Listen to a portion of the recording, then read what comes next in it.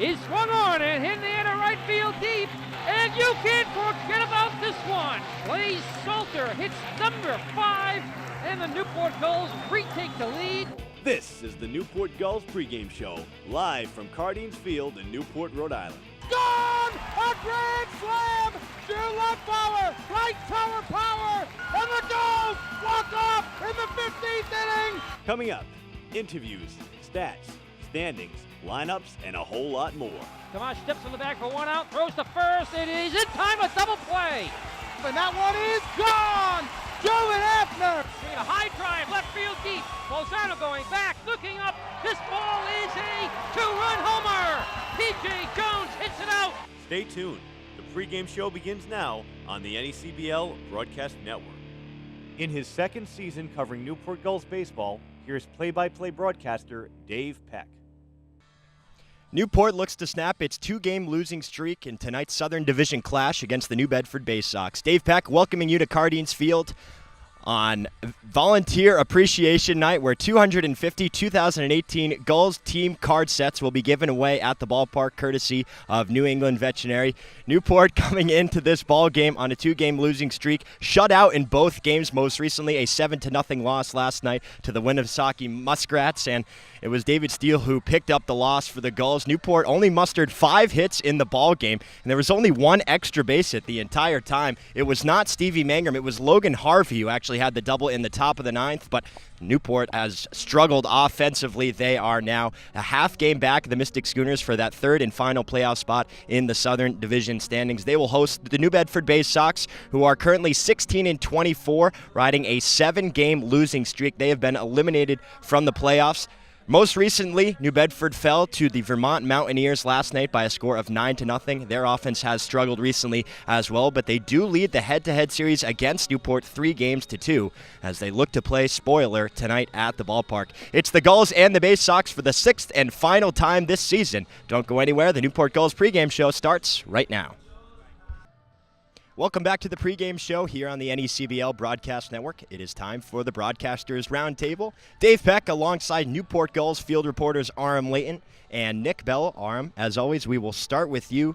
Newport, they were looking so good offensively and then stopped. Shut out in the last 2 games, both losses, obviously. What has to change in order to get that offense back on track? I mean, a lot of it's just been bad luck hitting the ball right at guys, but situational hitting. You know, you always talk about runners in scoring position with 2 outs. They have not been getting guys in those situations, obviously being shut out the last 2 games, but also just moving guys over, playing small ball, doing whatever you can to get these runs across, because the pitching has not been bad. These have been close games. Even the ones that they've won have been low-scoring games. So just doing the little things, because as we get to the home stretch of the season here, every out, every run, everything matters. So just squeezing out every little hit and run you can get and every extra base you can grab. The pitching has definitely improved, like you mentioned, and Russell Smith, a huge part of that. One of his best outings was last Friday against the Schooners, a big win, but so far this season he is 0-1 with a no decision against New Bedford. What does he have to do to try and establish himself on the mound? Well, he absolutely has to mix it up, which starts with establishing the fastball early in the count, so it gives him the opportunity to mix up more pitches because, like you said, this is his 3rd time facing the team. Facing New Bedford, you got to mix it up a little bit. They know what he's got, but as long as he can throw 3 pitches for a strike and change it up, pitch backwards, pitch these guys differently than he has in the past, he could probably keep them off balance for most of the night. All right, Nick, we'll toss it over to you on Newport. It's been a streaky season so far. They had a 5-game win streak last week. Now, only a 2-game skid, but with 5 games left in the season, you know, what do they have to do to be a little bit more consistent here down the stretch? Just like Aram said, you got to be better in situations. You know, we saw it here on Wednesday. You have many opportunities to win the game, but you come up short in those situations where you got to get a run in. You end up striking out. I mean, you just got to be better in those situations. Now, Nate Ryder, who's been so good late in games, he leads the NECBL with 9 saves. He is gone. How does Newport replace him late in games? Because there have been a lot of close ones recently. I mean, you just got to kind of mix it up. You got to go with maybe 2 guys in that situation instead of that 1 guy in the Ryder. So, you know, I think they'll figure it out. But it's definitely not going to be something that happens overnight that they'll figure out. Just a half game behind the Mystic Schooners for that 3rd playoff spot. Mystic comes here to Newport for the final game on August 1st, just 5 days from now. What do you expect from that game? Do you think it'll be a wild card game on Wednesday night? Absolutely. I think it's going to be a very tight one, especially with the way these 2 teams have been playing. Yeah. All right, thank you, Nick. For Nick Bello and Aram Layton, I'm Dave Peck. The Newport Gulls pregame show continues next right here on the NECBL Broadcast Network.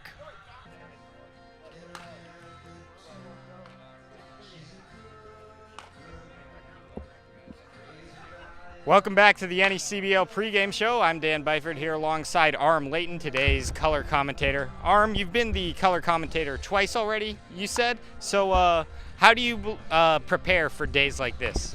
Well, preparation's huge. Something I actually learned right off the bat after the first game, because I didn't have everything ready, and the game comes at you so fast. So Dave told me, who learned from the great Darren Zaslow, former broadcaster before Dave, he said preparation leads to confidence, confidence leads to success. So I just try and get as much as I can on the notes and paper and draw everything out, and it makes you comfortable once you're in the booth.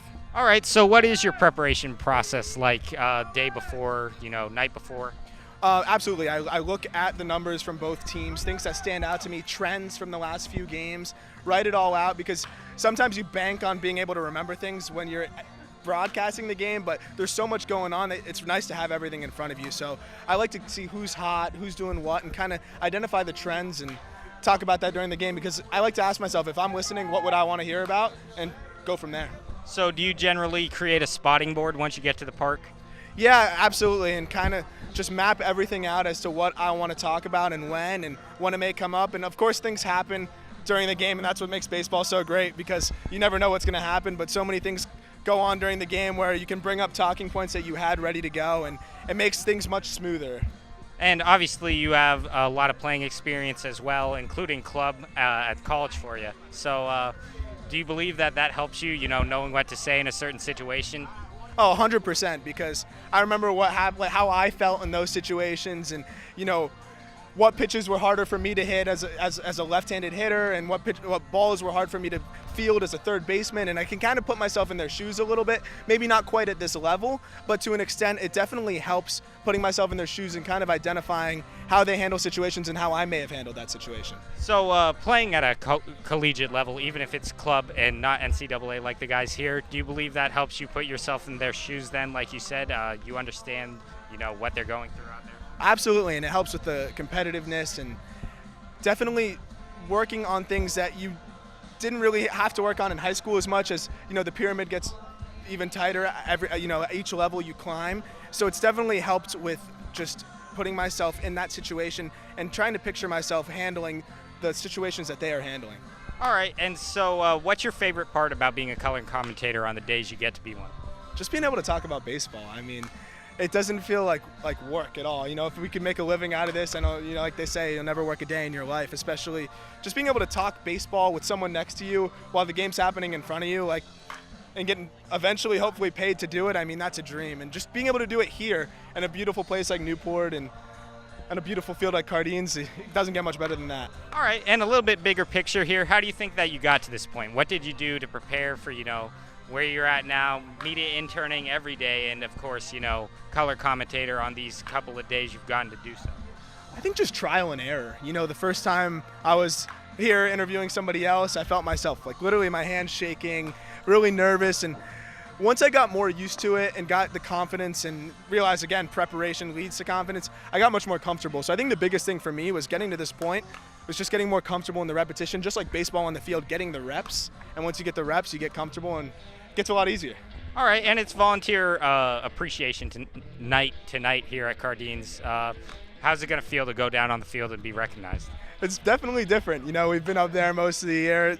Furthest we'll get is right here. Even Dave got to take some cuts in BP today, so it's definitely cool to be a little more involved in the on-field operation, and it's nice to be recognized. It's always nice to be recognized. All right, thanks, Aram. The NECBL pregame show continues after this. Welcome back to the pregame show here on the NECBL Broadcast Network. It is time for the front office report. Dave Peck alongside Director of Baseball Operations Mike Falcone. Mike, just 2 home games left. It's volunteer appreciation night at the ballpark.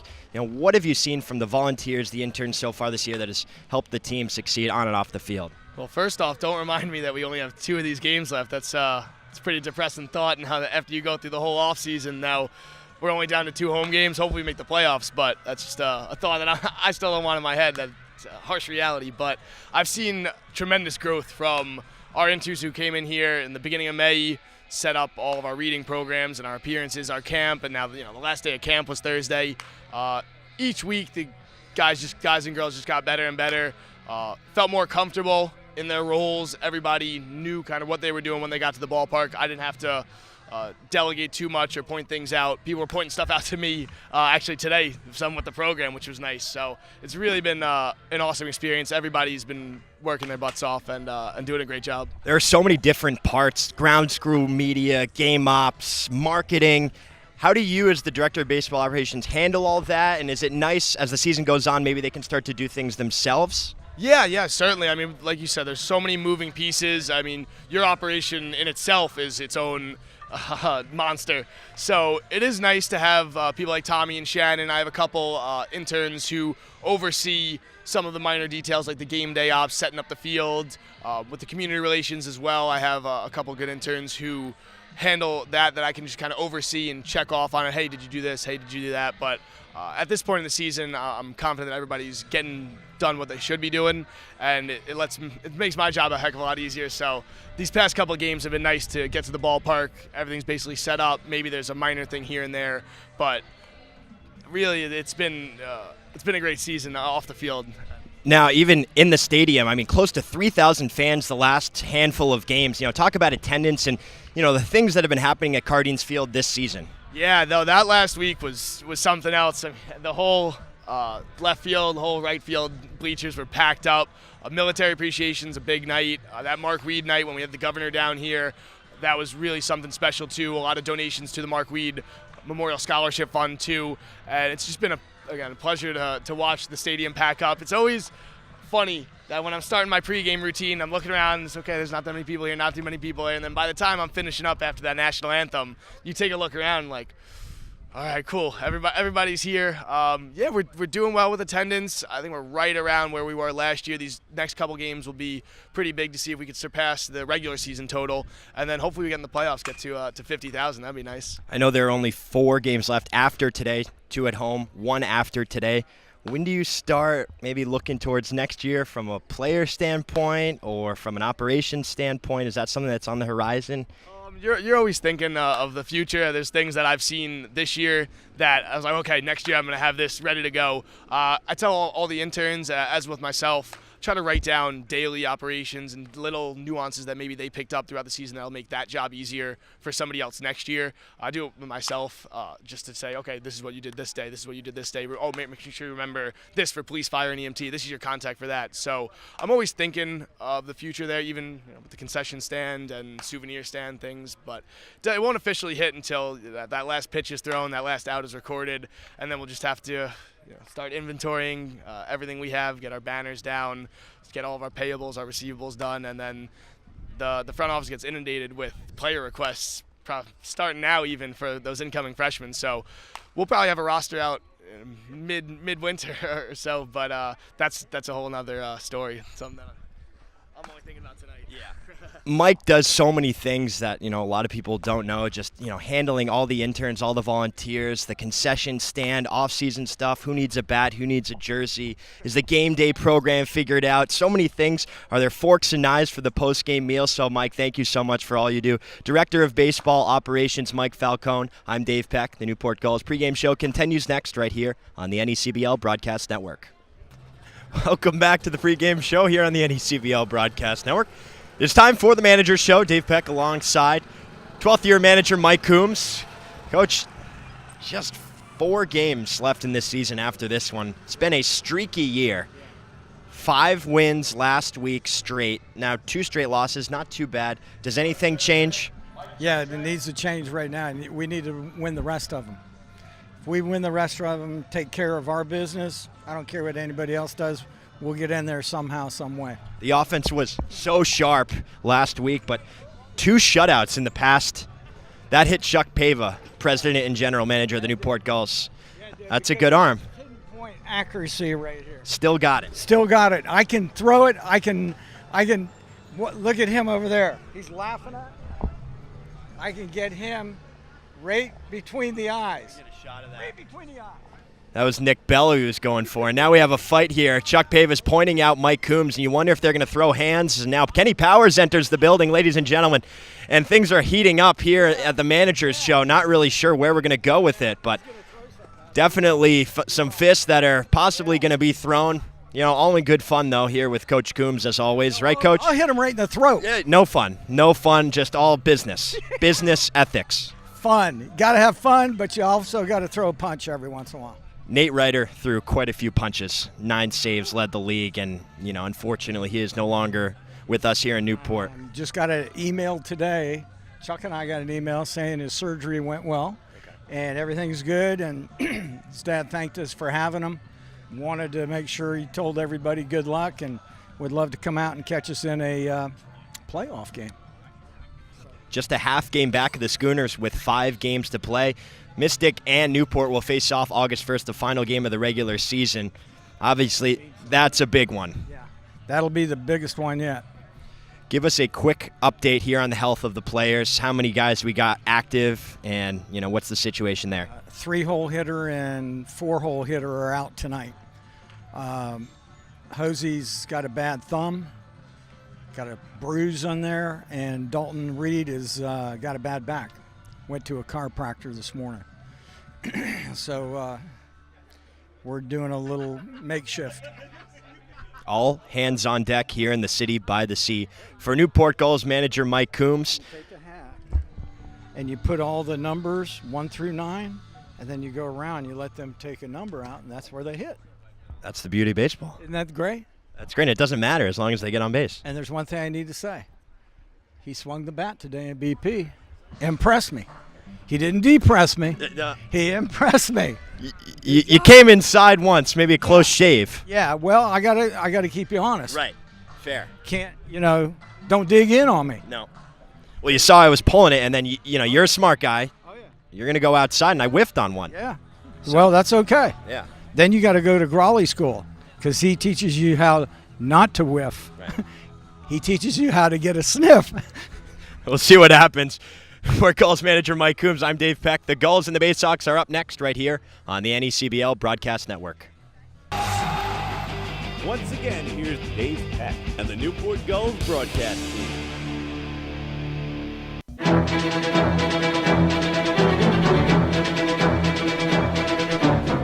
With just 5 games left in the 2018 NECBL regular season, the Gulls' late playoff push continues tonight against the new Bedford Bay Sox. Hello and welcome to Cardines Field, ladies and gentlemen. Dave Peck alongside Newport Gulls scorekeeper Andre Olivier, my broadcast partner here in the booth, Aram Layton, and Newport Gulls field reporter Nick Bello. We have a special night here. It's Volunteer Appreciation Night at the ballpark, so we have a lot of guys going on the field, men and women who have helped out with the Gulls the entire season.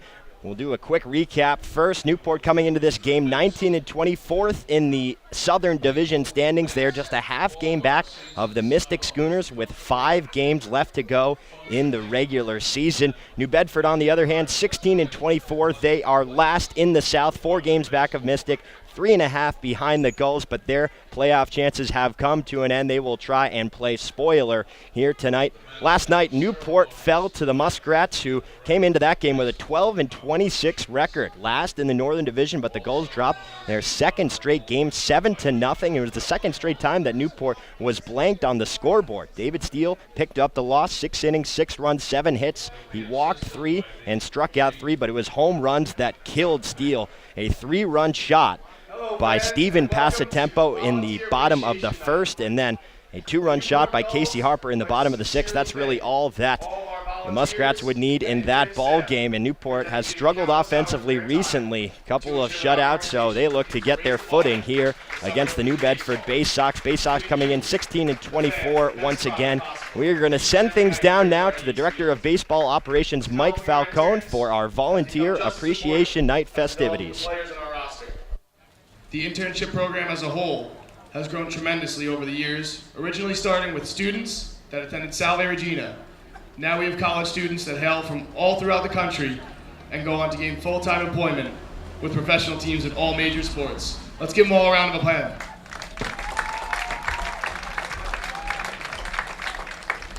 First, I'd like to recognize our game day operations staff.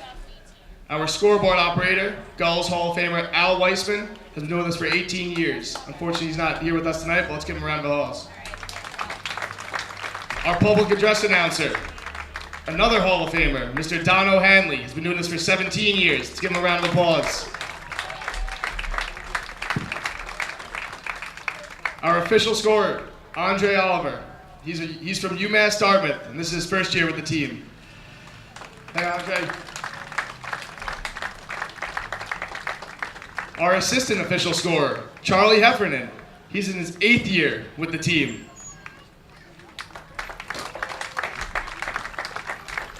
And one of our game day operations staff, Dave Nathanson. This is his 3rd year with the Gulls. We'd also like to acknowledge our concession stand. Special thanks to Donnie and Pierre and their concession stand staff for all the hard work. Thanks, Donnie. Now for our interns. The Assistant Director of Baseball Operations, Dean McCann from Towson University. Our Summer Camp Coordinator, Juliet Hume from Roger Williams University. Our Director of Community Relations, Silvana Terranova from Southern New Hampshire University. She's over there with the honor guard. Our Director of Marketing and on-field MC, Mr. John Perrick. He attends Portsmouth Abbey. He's going into his senior year. Our Ticket Operations Manager, Neil Renner from Ball State University.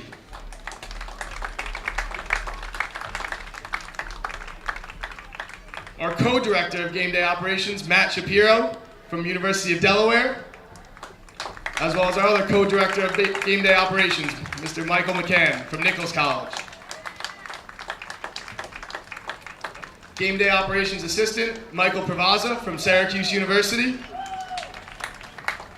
Game Days Operations Assistant, Michael Abate. He attends St. David's High School. He's our youngest intern this year. Our Sound Director, Stephen Salisbury. He attends SUNY Cortland. Keeps you rocking all night. Our Training Staff Assistant, Logan Menard from Merrimack University. We'd also like to acknowledge our medical staff. Our head trainer, Emily Miller. She's been with the team for 5 years now.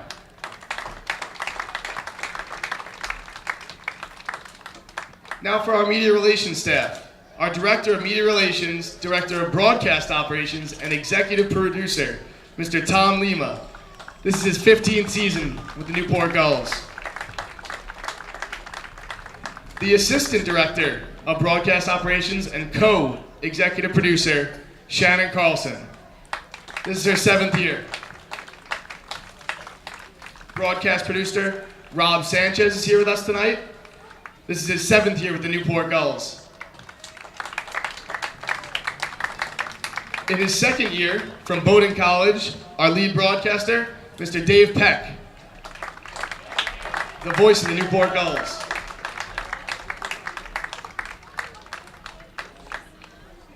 Media Relations intern Nick Bello from St. John's University. Media Relations Assistant Dan Byford from Syracuse University. Media Relations Aram Layet from Syracuse University. We'd also like to acknowledge Joe De Leon from URI, who unfortunately cannot be here with us tonight. We'd like to give a big shout out to our mascot staff, Josh Patello, he's in his 6th year, and Evan Luther, he's in his 5th year, as well as Tyler Strain, he's in his 2nd year. And then our mascot coordinator, Mr. Derek Patsos. Thanks for helping us out, guys. I'd like to recognize now our grounds crew staff. Our head groundskeeper, Dennis Hauk, in his 15th year with the Newport Gulls.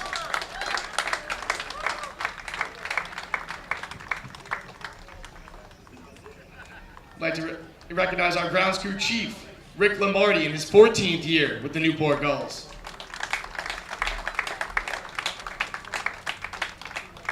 Greg Hoffman in his 5th year. and Ian Barrera in his second year. He's somewhere around us, catching some bullpens out there. Also like to give a shout out to Russell Secor and Bruce Burns for helping us out all year. They're not here with us tonight. Next up is our ticket booth staff. Judy Tucker, who's in her 9th year of helping us out in the ticket booth. And Nikki Zubek, she's in the ticket booth right now. Let's give her a round of applause. Last, but certainly not least, is our team photographers. Our senior photographer, John Dilworth, in his 3rd year, snapping pictures around Cardines. Senior photographer, Jed Melise, in his 9th year, putting up pictures here at Cardines Field. And then our assistant staff photographer, Tess Rote. She's an intern from Rhode Island College, and this is her 2nd year. Let's give it up for our whole intern and volunteer staff for making this thing run smoothly day in and day out.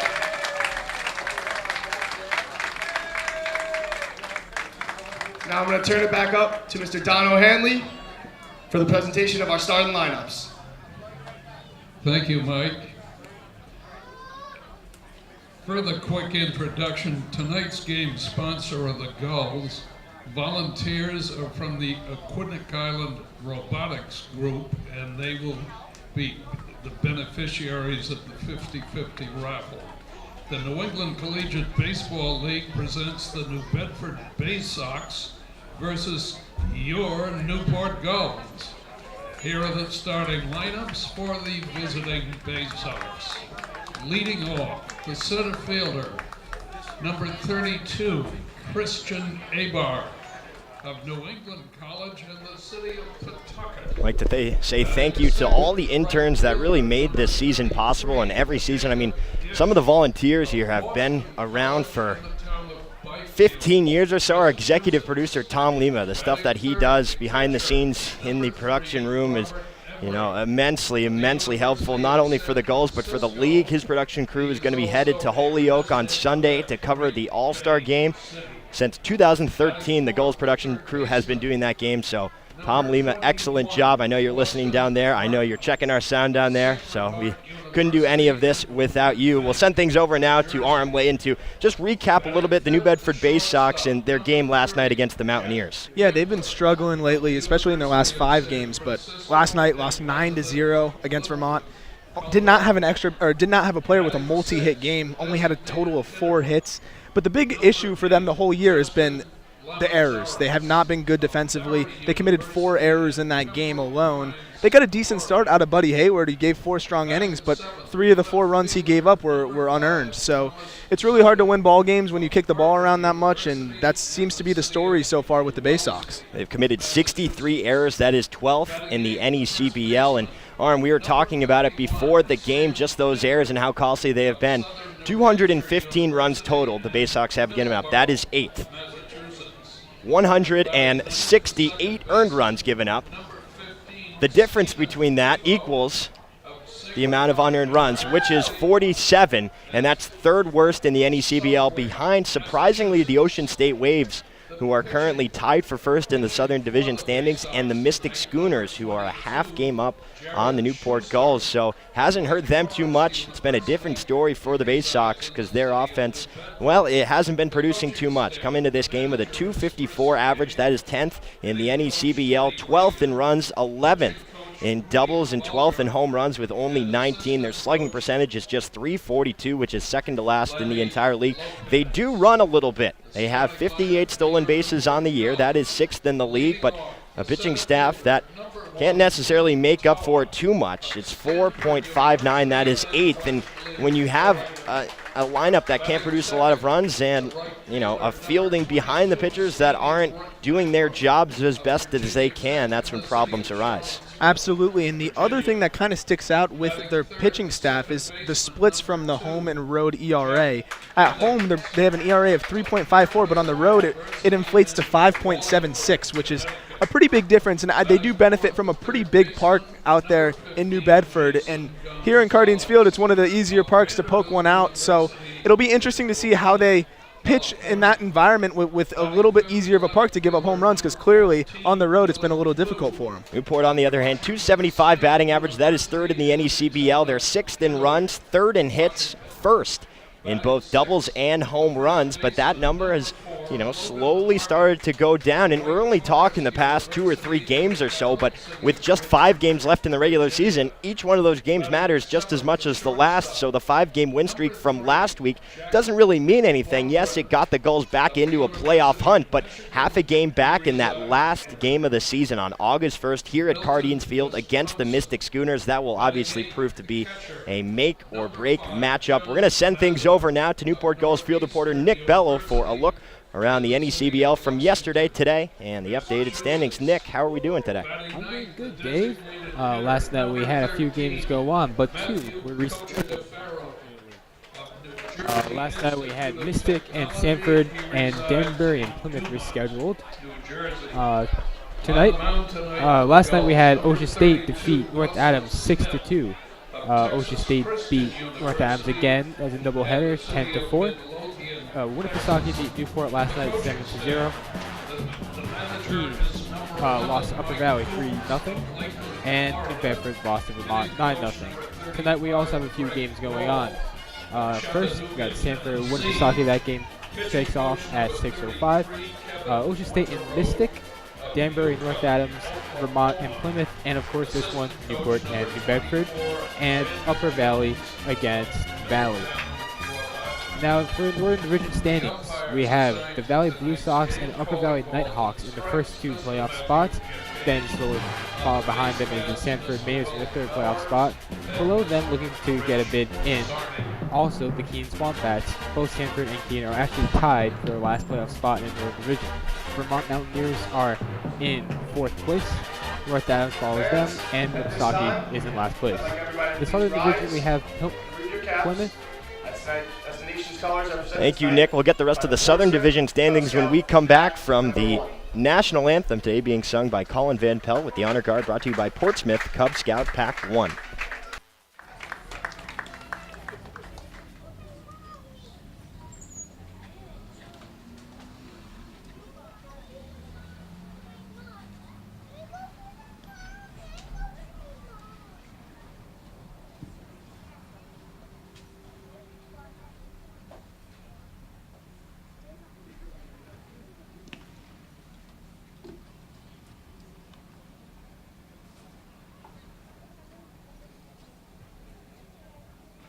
Here to perform tonight's national anthem is local musician from a band called On Ankara, Colin Van Pelt.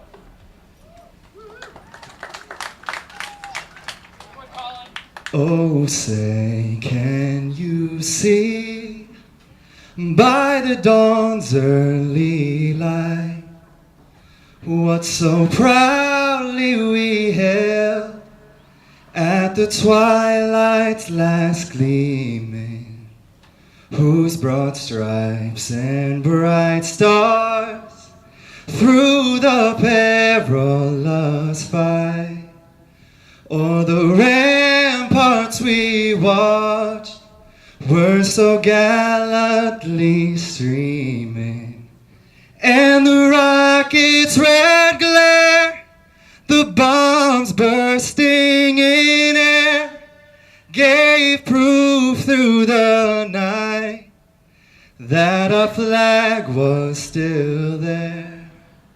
Oh, say, does that star-spangled banner yet wave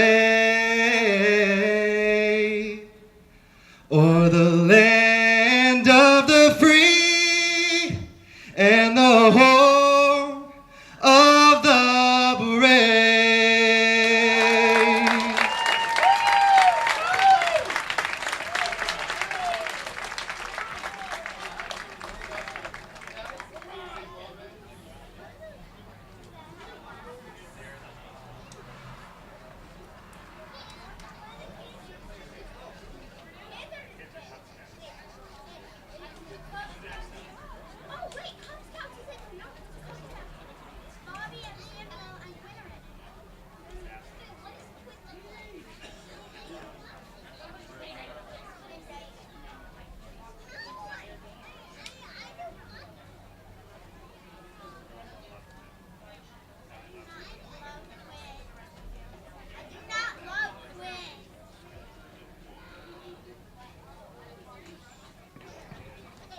Thank you again to all of our volunteers. As always, a very nice national anthem this evening being sung by Colin Van Pelt of a local musical group here in Newport, Rhode Island. Well, Nick, we'll send it back to you for a look around the Southern Division standings.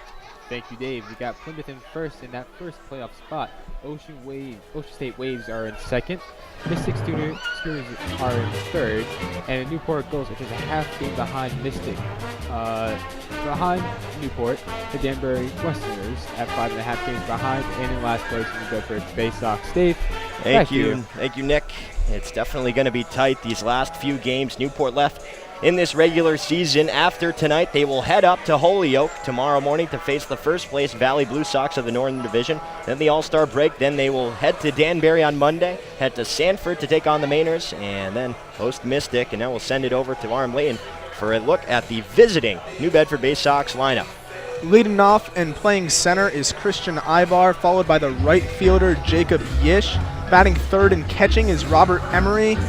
Cleanup and playing third is Austin Markman. Followed by him is Jack Winkler, who's playing short. DH is Justin Lamazaris, batting sixth, and batting seventh is Thomas Seidel in left.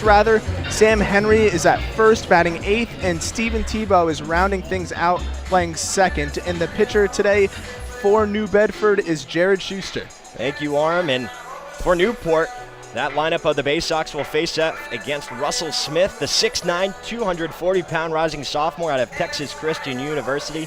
He was a 2017 draft pick by the Chicago Cubs in the 38th round so far this season. 2 wins, 4 losses, a 5.63 earned run average, 7 appearances, all of which have been starts.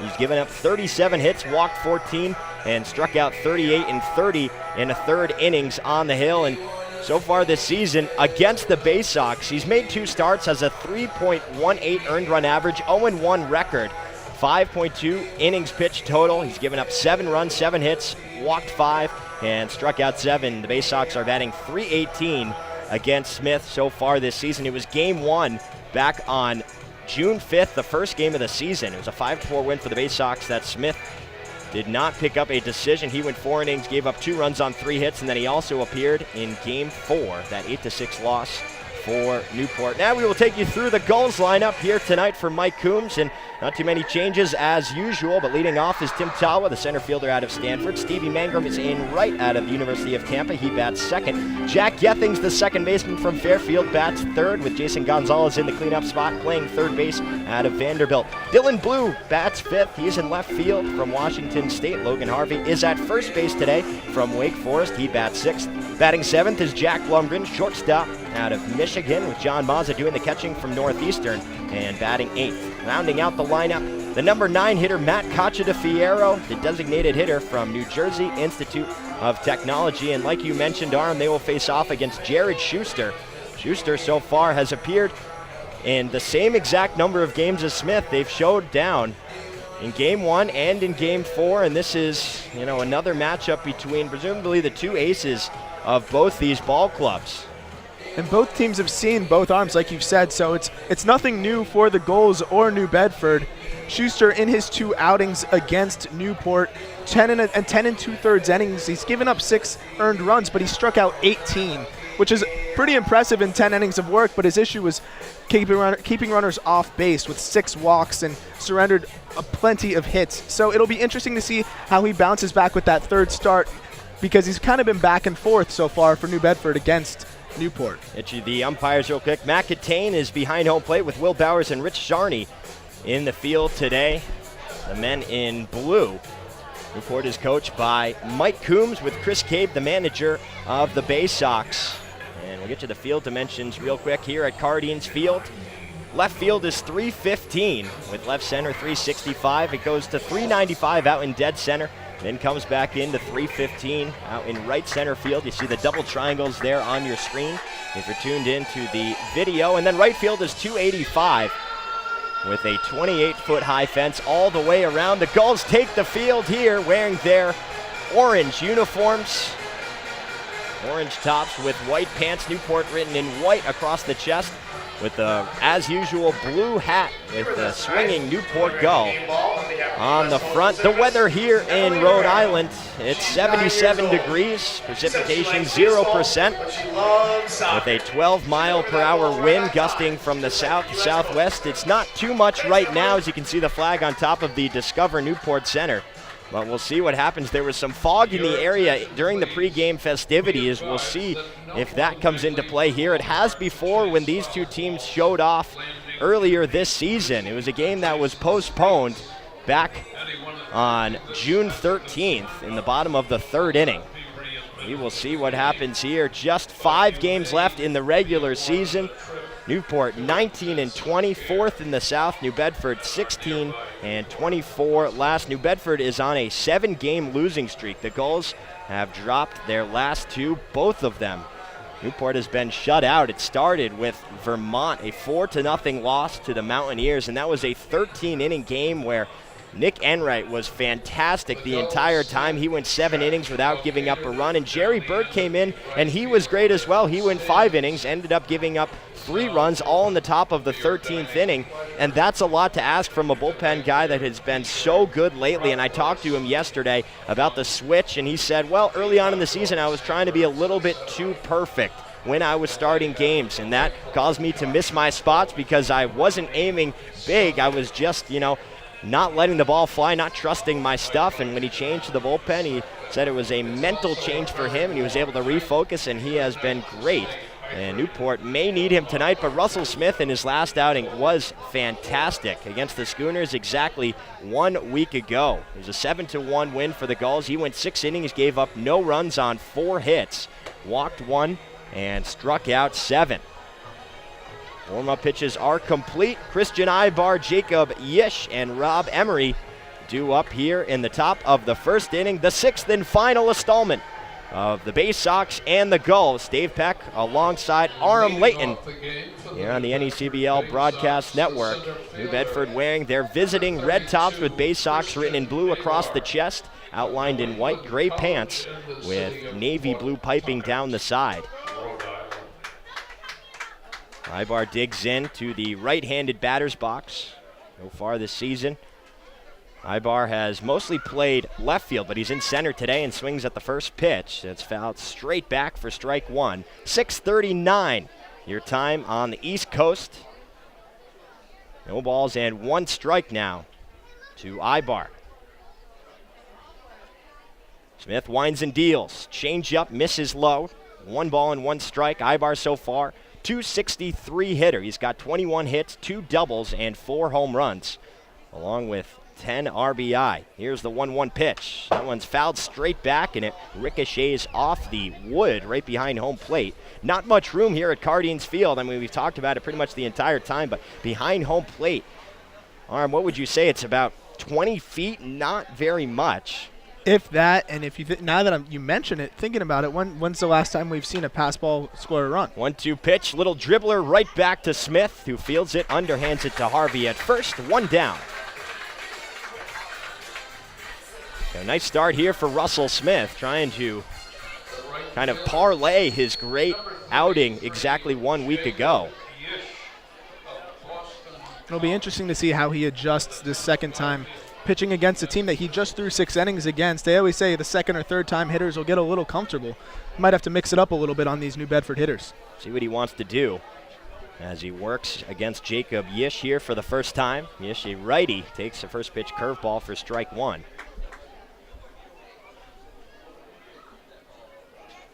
Last time that Smith showed down against the Bay Sox was in Game 4 of the series. 0-1, another curveball, another strike. That was back on June 27th. He went just 1 2/3 innings, gave up 5 runs, none of which were earned, off of 4 hits and 2 walks. Here's the 0-2, fastball high, taken for ball 1. Yish so far this year, he's having a good summer. .291 average, that is second on his team. 25 hits, a couple of doubles. Here's the 1-2, fastball just misses outside, and he'll even things up at 2 apiece. Smith, 6'9", 240, a huge presence out of TCU. Break-even offering, change-up, swung on and missed for strike 3. Mazza drops it, but scoops it up and fires it to Harvey. for out number 2. And Smith did a great job of setting up that changeup there. Threw 2 fastballs up at the eyes, sets up the changeup perfectly down and away, and gets Yish to chase. So 2 up, 2 down quickly here in the top of the first. Still no score. Newport facing off against New Bedford for the 6th time. Last time these teams faced off, it was not too long ago. Earlier this week, in fact, on July 24th, Newport won that one 4-3 over at Paul Walsh Field. Here is Rob Emery. From the right side, first pitch swung on and lifted foul down the right field line. That'll get up and out of play. Possibly into West Marlborough Street, which we always like to mention is 2 Cardines Field South. And 2 Cardines is west is America's Cup Avenue, one of the main drags here in the city by the sea. No balls and 1 strike. Pitch from Smith. Breaking ball lined into left field. Plew coming in on it, and he will settle under it to make the catch. 1-2-3 inning for Russell Smith. A nice start here in the top of the first. We'll head to the home half and see what Newport can do. You're tuned in to Newport Gulls baseball right here on the NECBL Broadcast Network.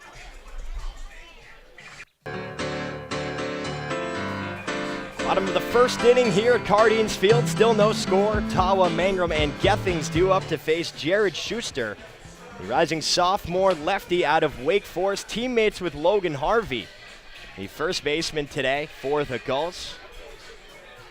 And Arm, why don't you take us around the defensive alignment here for the Bay Sox? From left to right is Thomas Seidel, Christian Ibar, then Jacob Yish. Playing third is Austin Markman. Shortstop Jack Winkler. Manning second is Steven Tebow. And first base is Sam Henry. On the mound, as we said, is Jacob Schuster. And behind the home plate, as you mentioned, Dave, Wake Forest product Robert Emery, and a teammate of, Jacob Schuster is the teammate of the Wake Forest product. First pitch to Tim Tawa misses high for ball 1. Tawa is first on the Gulls with a .317 average, second on the team with 10 doubles, and leads the squad with 10 stolen bases. 1-0 pitch, high fastball, chased and missed. And Tawa, a guy who's played a lot of center field. He's played third base. That's where he was for the majority of the season on Palo Alto for the Cardinal back in the spring. 1-1 delivery, foul tip into the mitt, and it's 1-2.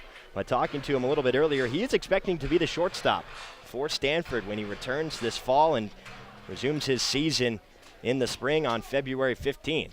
1-2 pitch, fastball waved and missed for strike 3. Nice start here for Jared Schuster. And Tawa's a guy, an athlete, quarterback in high school, as we've mentioned, and he can kind of play all over, and he's really gotten comfortable in center field. And center field in Cardines is a little bit of an adventure out there, so he's definitely settled in and showed he can play all over the map. Definitely hard to navigate. Not only as the center fielder do you have to be able to figure out the triangle and the other triangle, you have to help out your fellow corner outfielders. Stevie Mangrum being one of them as he takes strike 1 on the high and inside corner. But really all 3, Dylan Plew, give him credit. He started this summer playing second base. That's where he's most comfortable in the infield. 0-1 pitch, off speed, little dribbler left side. Third baseman Markman cuts off Winkler, scoops it up, throws it to first for out number 2. And as the season's gone on, we've seen Dylan Plew settle in there as well. He looked a little uncomfortable in the beginning, and really seems like he's been getting his reps out there and settled in. And we've seen at times the ball's tough to read at Cardines as well. We'll see that 8:30 twilight zone, and he seemed to adjust and hasn't really made any errors out there recently in recent memory. Here's Jack Gethings from the left side. First pitch fastball catches the outside corner for strike 1.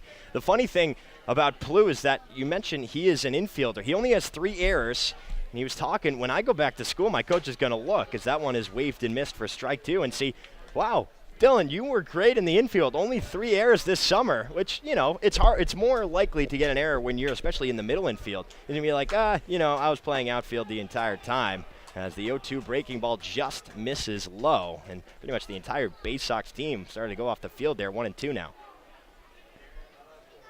You got to think the coach from Washington State is watching or at least paying attention to the box score. And if he's not, then Dylan Plew might be able to slide a little, get away with a little something there. You show versatility, you give yourself chances to get more playing time. Jack Gethings so far this season, .313 hitter as the 1-2 is slapped foul down the third base line on the ground. And the count will remain 1 ball and 2 strikes. He leads the team with 18 walks, second on the Gulls with 41 hits. and third with 24 runs. He bats in the 3-hole here with nobody on and 2 outs. Still no score, bottom of the first. 1-2 pitch, pop fly, shallow right field. Second baseman Tebow out to the outfield grass, reaches up and makes the catch. So another 1-2-3 inning, this one off the bat of the Gulls. No base runners in the ball game. We head to the top of the second. Don't go anywhere. You're tuned in to Newport Gulls baseball right here on the NECBL Broadcast Network. No score here in the top of the second inning on Volunteer Appreciation Night. And at the top of the broadcast, all the interns and volunteers were really thanked on the fields. And we mentioned Tom Lima, but how about Shannon Carlson, our co-executive producer? She's also down there in the production room, and she does a fantastic job. Really keeps all of us in check, doing things, because if not, probably this would fall apart. Things that I'm dropping out of the broadcast booth, forgetting waters, this and that, and she's always there in the production room helping us out, making sure that we are doing our absolute best to make the broadcast run smoothly. It'll be Markman Winkler and Lamazares to face Russell Smith as Markman lifts the first pitch into right field, but Mangrum is there for out number 1. Well, Shannon's kind of the jack of all trades, because not only does she handle all of this broadcast operation, she also brings us water and snacks. I mean, how can't you love someone like Shannon? And I always forget to eat, and she's always there with peanut butter crackers, which is, it's a make or break thing, because if you don't nourish yourself, then, that's kind of irresponsible, if I'm going to be frank. Well, they talk about in the office that 2:15-ish lull. Around the 5th inning, you get hungry. Here's Jack Winkler from the right side. First pitch lifted into shallow center field. Tim Tawa coming in. Now will camp under it and make the catch for out number 2. 2 quick outs here for the Bay Sox. Both fly balls, one to Mangrum, one to Tawa. Just on 2 pitches, though. So far, so good for Russell Smith. Seems to be more of the same that we've seen the last couple outings from Russell Smith when he's been good, is going right after these hitters with that fastball early, establishing that fastball, and then mixing it up from there. It'll be the number 6 hitter, Justin Lamazares, senior out of Barry University, from the right side. First pitch is taken for ball 1. Missed just a little bit low, perhaps. Lamazares, the designated hitter in today's ball game. So far this season, batting .240 in just 25 at-bats. 1-0 pitch. That one is lifted to right field. Mangrum going back all the way to the fence, and he'll have to play that one off the wall, but it is all the way out of there, says Will Bowers. So it hit off the top of the net and bounced down. Mangrum throws it back in, but it does not matter. A solo home run for Justin Lamazares. He breaks this 0-0 tie, and for Lamazares, that's his first long ball of the season. Well, if you're going to sneak one out of Cardines, that's probably one of the better spots to try and push it out of here. Not to take anything away from Lamazares there. He got a good piece of it and drove it the other way, but just was able to sneak it over that 28-foot high fence over there and right. Solo shot for Lamazares. Home runs have hurt Newport pitching. Tom Seidel takes strike 1 there on the fastball, middle in. 2 for the Muskrats yesterday. Passatempo and Casey Harper, both off of David Steele. That's all they would need. A 1 pitch fouled straight back. And that's the thing that's, so tough, because Smith still looking very good. He's up 0-2 on Seidel, but it's just that 1 pitch that Newport pitching, hasn't been able to keep in check. Home runs have been difficult. 0-2, this one lunged at and hit in the hole through on the left side of the infield. Dylan Plew will scoop it up. It'll be a 2-out single for Seidel. And it's finding the balance between going after these hitters, attacking the zone, and not giving up too many hits and eating too much plate with your pitch. That's a perfect example of maybe missing down the middle. You want to attack these guys and nip at the corners, but like you said with Jerry Burke, you don't want to get too perfect. So you want to go after these hitters and get ahead. As a team, Newport has only given up 29 home runs. That is 6th in the NECBL now, but it just seems like it's been at inopportune times. This one probably shouldn't hurt him too much, as the first pitch to Sam Henry misses high. Lights are on at Cardines Field. Overcast evening, but it is very humid, about 77 degrees. Humidity is about 90%. 1-0 pitch. That one's waved and missed. Nice off speed there from Smith.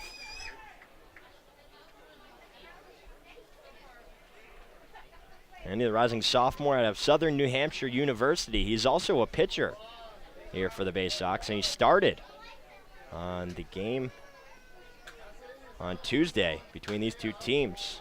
1-1 is lunged at and fouled down the third baseline off the netting. Hasn't gotten too many at-bats on the season, just 27.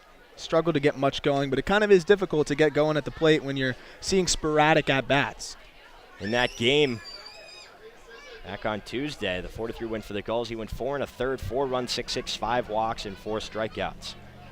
Smith from the set takes a look at Seidel. Now goes to the plate. 1-2 curveball waved and missed for strike 3. Second strike out of the ball game for Russell Smith. But the solo shot from Justin Lamazares breaks the 0-0 tie.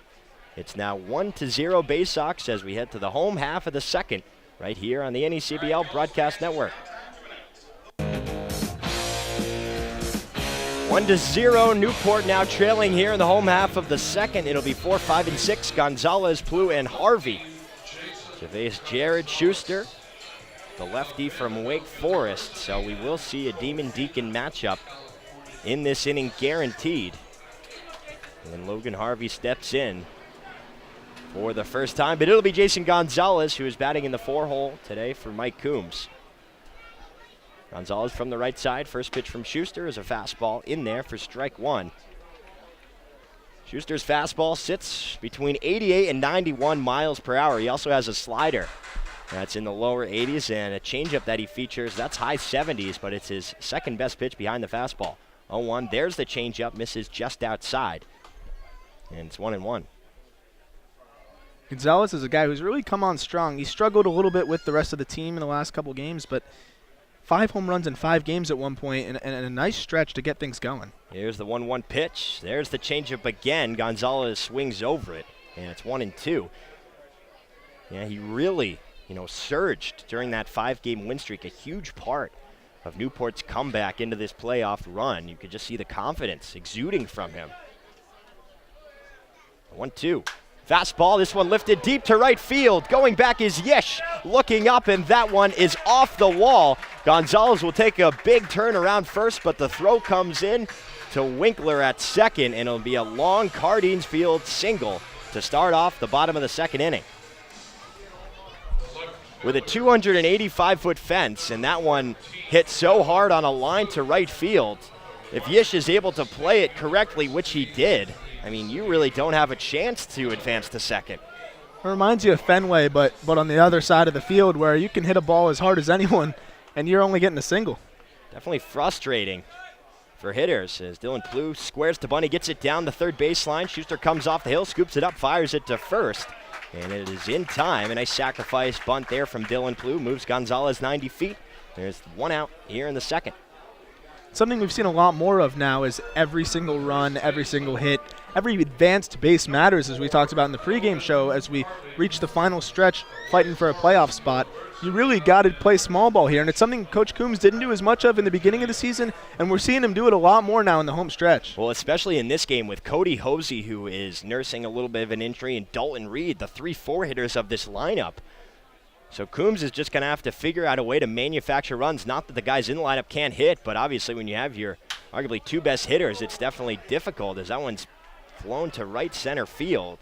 Yish is able to move under it and make the catch. The throw into Winkler will prevent Gonzalez from moving, and there are 2 outs. So the much-anticipated Wake Forest matchup didn't last very long. Just 1 pitch, but that means that Harvey knew what he was going to get, and he was under it. It was hit pretty well to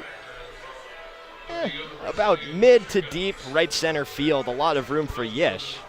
But yeah, 1 pitch. It's not like he has to see a lot to try and get a read on it. He knows what he wants. He just kind of missed it.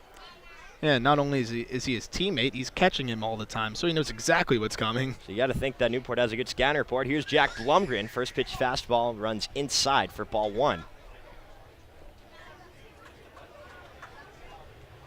Schuster likes to start off hitters with the fastball. He'll go to the slider away, especially to left-handed hitters. But Blumgren, the righty. 1-0 pitch. There's the changeup, and it misses low. 2 balls and no strikes. Blumgren batting .173 so far this season. He has 9 hits. In just 52 at-bats, he's a latecomer, but he has been excellent at shortstop so far this season. Very smooth. And something Newport really needed, that we saw them shuffling guys around at short earlier in the season. 2-0 pitch. That misses inside. It's 3-0. It was Chris Cornelius out of the University of Missouri for the first week, possibly less. He was nursing a knee injury, and then Cole Austin moved from right field. Stevie Mangrum came at exactly the right time. That really opened things up. 3-0 pitch. That one just catches the low and outside corner for strike one. You know, there was a little bit of a logjam, possibly, with Cole Austin because he played right field for a while. Mangrum was a little bit late coming from Virginia Tech. He's been out in right ever since.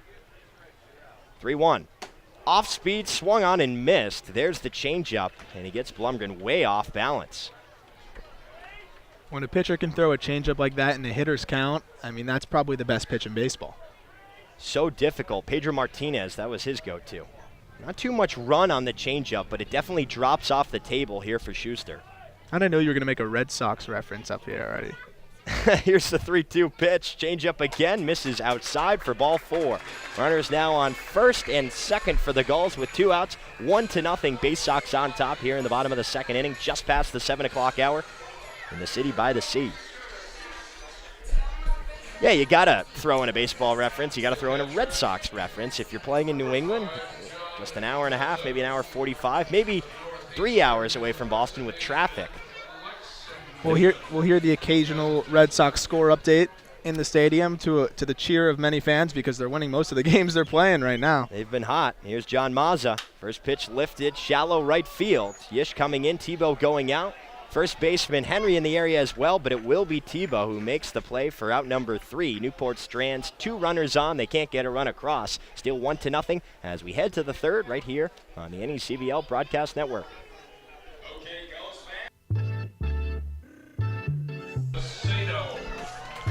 1-0 thanks to the solo home run by Justin Lamazares in the top of the second. Russell Smith back out on the hill. He's given up 2 hits so far. They were back-to-back, the home run by Lamazares, then the single by Seidel, but he was able to get Henry swinging to end the frame. He will face off against 9-1-2, Tebow, Ibar, and Yish here in the top of the third inning.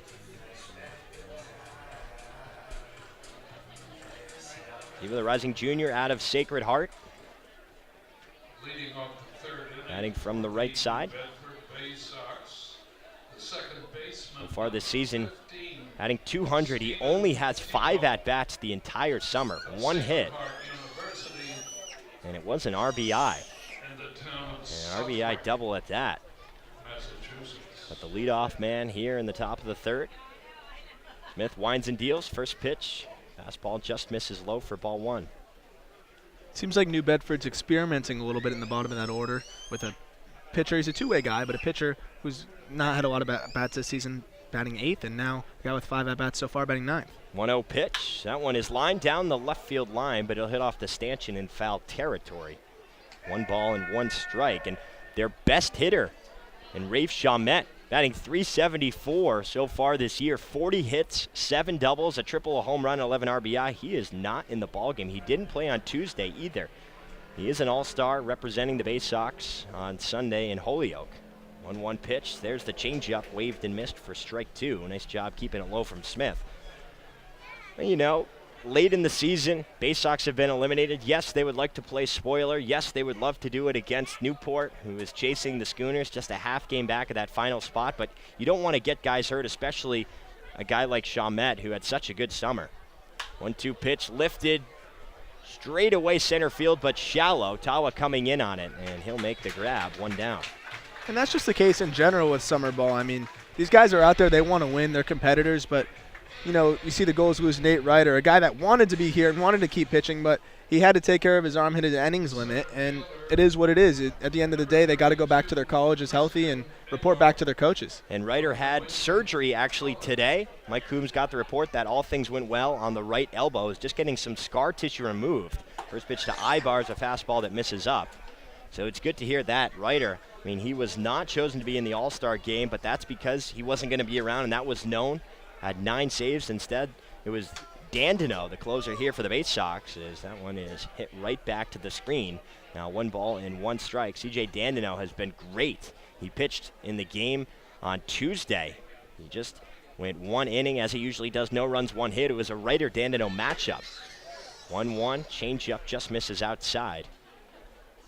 2 of the best relievers in the entire NECBL. That was fun to watch. The impressive thing about Reiter is he wasn't just getting 3-out saves. He was getting 6 to 7-out saves. 2-1 inside-out swing, dribbler right side. Gething's got to come in and try to field it, but he can't get it on the bare hand. That will be an infield single for Ibar. It had a lot of English on it, kind of a cue ball, and Gething's only play was to barehand it. It's almost impossible to barehand a ball when it's spinning like that. Almost spins right out of your hand. Gethings knew it was a do-or-die play, and the odds were probably stacked against him to make that play right there. And even if he fielded it cleanly, still, Ibar was trucking down the first baseline. The leadoff man here for Chris Cabe. It would have been extraordinary, but he is on. Here is Jacob Yiss, struck out swinging his first time up. First pitch misses inside, 1-0. But the result there, it seems to be what Russell Smith is going for here, setting up that changeup, but then also trying to saw hitters off with that fastball in, particularly righties. Behind 1-0 here to Yish, who bats in the 2-hole. Smith working from the stretch now. Ibar with 4 stolen bases on the year. That is second on the team. 1-0. Fastball just misses outside. Mazza tried to stick it. Matt Gattain was not budging. It's 2 balls and no strikes. 1-0 your score. Bay Sox on top of the 3rd inning. Dave Peck alongside Aram Layton. Here in Game 6 between the Bay Sox and the Gulls. Bay Sox trying to play spoiler. 2-0 from Smith, lifted left side of the infield. Blumgren is now called off as it drifts towards Gethings at second, about straight away, but he's able to make the play for out number 2.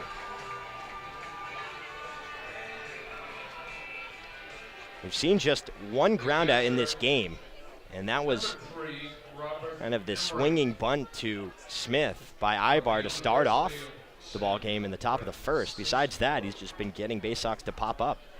And I think it's a testament to Smith not being afraid to pitch up in the zone and going right after those guys. Yeah, it came back to bite him with the home run on a high pitch, but in general, it seems to be working so far. Emery 0 for 1. He flew out to Dylan Plew. First pitch from Smith misses just low. Bay Sox with 58 stolen bases on the year. That is 6th. Newport, we like to keep track, 23, which is last, but they're slowly getting there. Within 10. 1-0 changeup outside. Mazza once again tried to hold it there, but Gattain not budging. It's 2-0. Really a packed Cardines field. I'm looking around right now, and the stadium is not too loud, but there are bodies everywhere, just still settling in the top of the 3rd inning.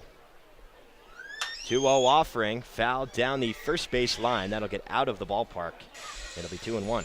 Might be as big of a crowd as we've seen all year. Usually my rule of thumb is all the way down on the right by the concession stand. If I see some bodies over there, then it's pretty packed, and it's almost, there's no seats available by the concession stand. It's definitely a packed house tonight, and I'm excited to see what the number is once that's brought over to us by Mike Falcone. Lately it's been near 3,000. Haven't yet hit the 3-digit mark, but we'll see if we can get it tonight as the 2-1 is hit down the right field line. Harvey giving chase in foul territory, but that will get into the grandstands right near the Gulls nest that you were pointing out. But it's now 2-2 here to Emery.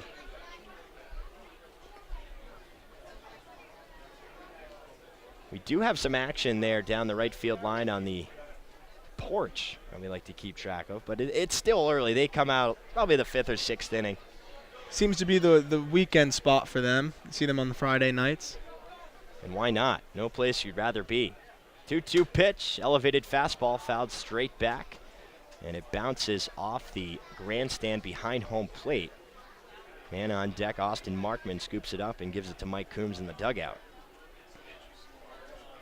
We do have Nick Bello, our field reporter, in the booth with us, and that will be an interesting perspective later on in the game because he was up there on top of the warehouse talking to the guys a couple weeks ago. 2-2, curveball misses low. Full count now to Emery. It's an adventurous field reporter there because I don't know about you, but I'm afraid of heights. I'm not going up there if there's no railing. I'll happily watch from my seat, but props to Nick. for going up there and getting a pretty cool story. 3-2 pitch. Yish is off. This one hit deep to left center field. Tawa going back to his right, but he's able to make the catch for out number 3, allowed out by Rob Emery, but that ends the inning. Ibar is stranded on first base. Still 1-0 as we are halfway through the third here at Cardines Field. Don't go anywhere. You're tuned in to Newport Gulls baseball right here on the NECBL Broadcast Network.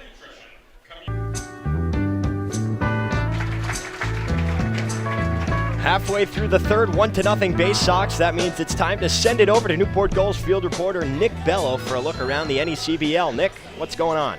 Thank you, Dave. We have Sanford leading Wipsaki in the top of the first right now, and Ocean State leads Mystic 3-0 as well in the bottom of the third. And Upper Valley leads Valley 2-0 in the top of the second. Dave, back to you. Thank you, Nick. Keep an eye on that Ocean State Mystic game. The Waves are cruising right now. They have won 5 straight games, and they're tied for the Pilgrims for the first spot in the South. Here's Matt Cacciadeferro. He tries to push bunt it down the first baseline, but it rules foul for strike 1. Cacciadeferro out of the New Jersey Institute of Technology, a late pickup here for the Gulls because they were nursing a lot of injuries, especially in the outfield. Zach Hogeson gone. Dylan Clunin left a while back, but trying to get some more bodies. 0-1 pitch, waved and missed. Cacciadeferro does have a single on the year. It came up in Montpelier against the Mountaineers this past Sunday night. 0-2 pitch, fastball taken for strike 3. Second strikeout of the all game for Schuster. There's one down.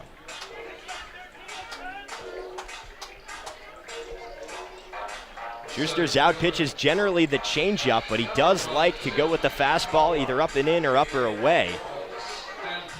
See if Newport can kind of tune into that, because they do like to put balls over this fence here at Cardines Field. They lead the entire NECBL with long balls, 54 on the year. First pitch, Tawa lifts it deep to left field. Seidel going back all the way to the track, looking up, and that one is going to be off the fence. Tawa rounds first. He will take a turn around second, but as the throw comes into Winkler, it'll be a one-out double for Tim Tawa. That was about 2/3 of the way up that 28-foot fence. And Tawa has been something else for Newport this year. That with that hit reaches base for the 20th consecutive game. I mean, talk about just a consistent leadoff hitter for the Gulls. And he had a 15-game hit streak going on. It was actually ended against the Bay Sox on Tuesday night, so it's good for him to get that hit there and nearly missed his 6th home run of the season. That is his 11th double. He's now tied for first on the team with Dylan Plew in that category. Gives a chance for Stevie Mangrum now with one out in the inning. First pitch, changeup, waved and missed. Schuster starting with the off-speed. He also has a slider. Mangrum, little chuckle there, talking to Rob Emery behind home plate. Mangrum perhaps a little bit fooled, but he will resettle. 1-0 Bay Sox on top, bottom of the third inning. Here's the 0-1 pitch, fastball outside, ball 1. And so far, Schuster's shown a pretty good feel for that changeup, throwing it in different counts, especially to righties. Hit hitter, and when he's ahead in the count, behind in the count, no matter what, and that's what keeps hitters on their toes. Like I said before, a changeup can be the best pitch in baseball if you can throw it in any count. Here's the 1-1 offering. That's a fastball lifted foul down the right field line. It'll get out of play for strike 2. Mangrum with 51 strikeouts. That is first on the team. That is top 3 in the NECBL. We bring it up every time, and I don't mean to harp on it, but it's just so curious because his average is so high. It's top 3 on the team. He's batting .306. And that's with 0 for his last 12 paired with that average. 1-2 pitch, 13. fastball chased and missed for strike 3. Third strikeout of the ball game for Schuster. Second out here in the bottom of the third. It's an excellent point, though, because typically you see a lot of strikeouts, you figure, oh, he probably doesn't have a high batting average. So it seems like he's almost seemingly either hitting a home run or striking out, but it's not the case because he's also spraying the ball over the field, hitting .306. Just struggled recently, but he said it's very uplifting to have a coaching staff that just lets him go, has a lot of trust in him, even when he's struggling, even when he's swinging the bat well. He's a staple in this lineup, and they need him down the stretch. First pitch to Gethings. Looks like a slider. Catches the outside corner for strike 1. Gethings 0 for 1 on the day. He popped out to Tebow, his counterpart, back in the first inning. Batting in the 3 hole for Coombs this evening. 0-1 pitch, another slider. This one misses inside, though. It's 1-1.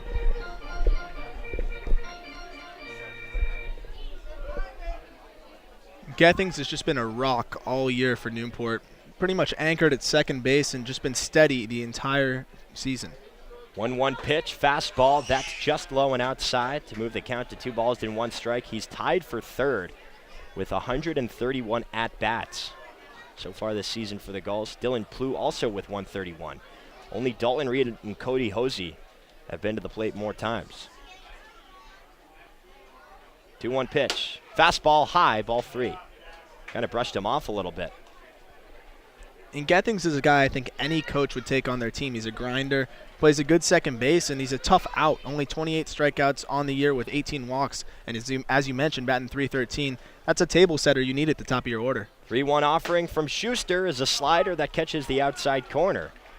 And Gethings now has himself a full count, and those 18 walks you mentioned are first for Newport. So he's been doing a good job. We've seen him in the 9-hole. We've seen him bat first. We've seen him bat second. And now here he is batting third with the injuries to Cody Hosey and Dalton Reed. 3-2 pitch. Slider misses outside for ball 4.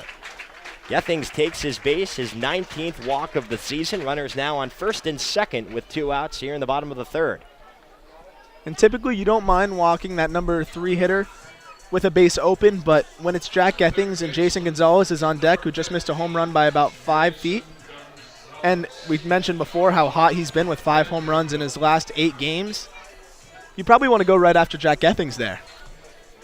Yeah, it was an interesting pitch to go with the slider away. Probably thought Gethings was going to chase him. It's definitely what he thought, but the guy who leads the team in walks, you know he has a good eye and very disciplined at the plate.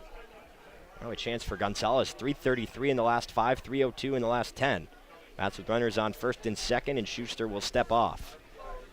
The inning started with a strikeout looking by Cacha de Fierro, then Tawa with the double off the left field wall. Mangrum struck out swinging on the high fastball, then Gethings worked the walk.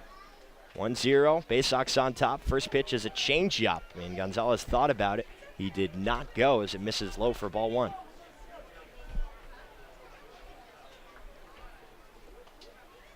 $13 for 43 with 7 runs, 5 home runs, and 10 RBI in the last 10 games. One of 2 Vanderbilt Commodores along with Jake Eater.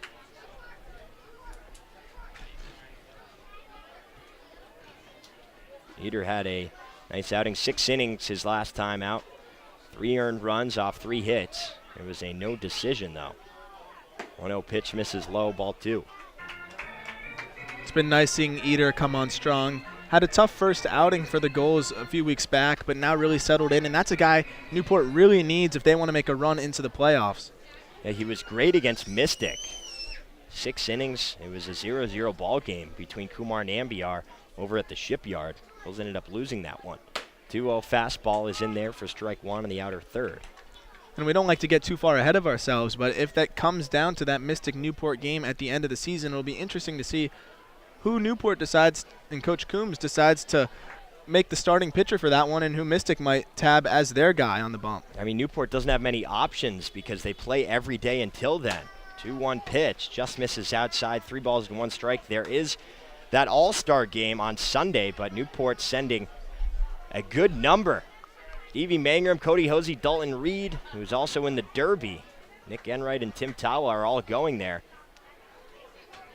I'm putting my money on Dalton Reed in that Derby. Seeing some of the balls he's hit out of Cardines Field. You have to. 3-1 pitch, just catches the outer third, probably just on the black. Low and outside, but it's called a strike by Gattain. Back-to-back full counts here for Newport hitters. I always try to spare my judgment a little bit because we're a little slanted to the right of home plate and think we might have a tough angle here. Give the umpire the benefit of the doubt, but from here it might have looked like it might have been a little off the plate away. Regardless, it is a full count with 2 runners on and 2 outs in the inning. Here's the pitch, they're off, and it misses outside for ball 4. Back-to-back walks from Schuster, bases loaded now for Dylan Plew. Plew laid down the sacrifice bunt on the first pitch he saw from Schuster his first time up. That advanced Gonzalez to second, and he was stranded out there. And this is where you mentioned not having Dalton Reed and not having Cody Hosey hurts you. not to knock Dylan Blue. He's been a steady bat for the Gulls all season, but you want your power guys up there with the bases loaded and 2 outs, and this is where one of them probably would have been up with the 5 spot. Dylan Blue does have 11 doubles as the first pitch misses low for ball 1. He does have 2 home runs as well. Those have come in the last about week and a half, so he's shown off some power. Batting in the 5 hole here for Coombs. Bases loaded with 2 outs. A big spot for the Gulls trying to erase this 1-0 deficit. 1-0 pitch, fastball in there for strike 1. And you'll know we'll go to the stat here. Runners in scoring position, 2 outs. Newport batting .211, 5 home runs, 53 RBI. Dylan Blue just 118 with 17 at-bats in this situation. 1-1 pitch fouled down the third baseline into the netting, out of play. With the bases loaded, Dylan Blue is batting .333. He's only had 6 at-bats in this situation. He does have 3 RBI. So one of those stats has to give, don't they? Well, that's the thing. So if we average it out, 333 and 118, about 250, so 1 out of 4. Take those odds here from Blue. 1 ball and 2 strikes. The pitch outside, ball number 2. You know what's unfortunate about that is no matter what happens here, it still doesn't give us any answer on whether that, by whatever calculation you just made, is accurate at all. And that's why stats are, not always the best thing. Love the eye test. Always good to see him in action. There's no better way to get a sense of somebody's approach at the plate as the slider misses inside for ball number 3. 3rd full count in a row here in this inning for the Gulls. This time nowhere to put him. Tim Tawa on 3rd, Jack Gethings on 2nd, Jason Gonzalez on 1st. The Cardines faithful is coming to their feet here in the bottom of the 3rd inning. We love to see this energy. Here's the pitch from Schuster. Breaking ball, waved and missed for strike 3. Blue was fooled.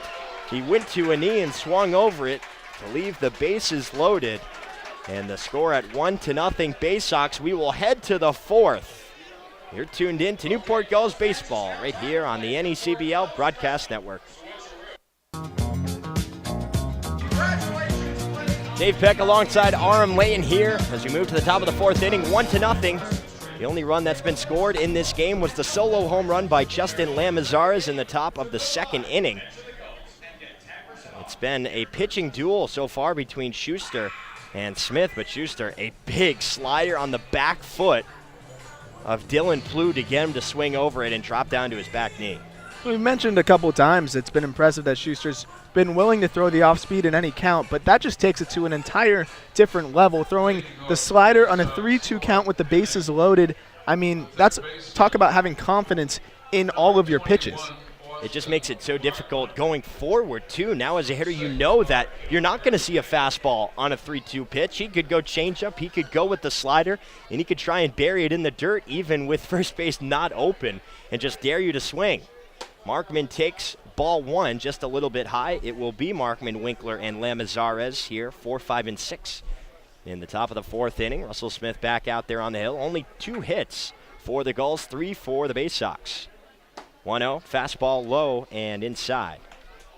And when a pitcher can just erase hitters' counts like that, I mean, it's just a recipe for a gem of a night, and so far he's throwing a gem. Here's the 2-0 pitch. That one is fouled right off the end of the bat and kind of killed right in front of Mazza, foul territory. So it'll be 2 balls and 1 strike here to Austin Markman. He flew out to Stevie Mangrum out there in right field to start off the 2nd. Now batting .244 on the year. Mazza setting up inside. 2-1 pitch is an inside fastball, but it is off the plate. And the count will be 3-1.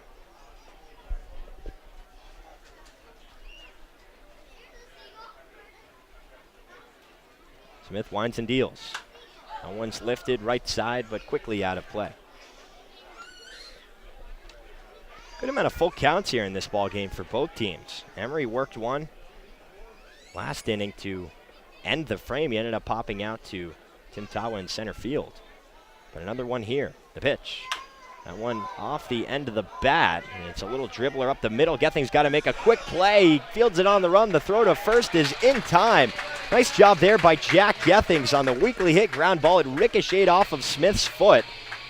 And Gething's able to go right in front of second base, really, and a quick release for out number 1. Sometimes when it glances off the pitcher, that usually slows it down enough where a guy can beat it out. Gething's so quick out there. He's able to get to the ball fast enough to get the ball over to first base before the runner could beat it. We saw a dribbler early in the game. This time he's able to execute the play. First pitch to Winkler is taken for strike 1. Unfortunately for Gethings, that one didn't have a tornado spin on it. Right. It was a little bit bizarre, but when it hit the mound, that's when it really became a truer ground ball. 0-1 pitch, changeup misses low and outside. Smith now 31 strikes, 17 balls. That is 48 pitches through 3 1/3 innings. 1-1. Another off speed, that's low and outside as well. Winkler flew out to center field. Tim Patawa back in the second inning. Here's the 2-1 pitch. That's a fastball, but it misses high once more. So 3 balls and 1 strike. Smith getting behind a little bit on these hitters. He was able to execute a nice one to get Markman to ground out. We'll see what he wants to do behind 3-1 now. And Winkler's probably been one of the most consistent guys in this lineup that's available today. Leads the team in RBIs with 19. 3-1 pitch, fastball high and inside for ball 4. Winkler will take his base. That is the first walk of the ball game for Russell Smith. It comes with 1 down in the top of the 4th inning. And Coach Coombs didn't like something he saw. He wants to come out and make sure Russell Smith is on the same page. Yeah, he's shooing away Gethings, shooing away Gonzalez. He wants it to be Smith, Mazza, and himself out there. Coombs always an interesting character. Boy, is he a handful talking to him pregame.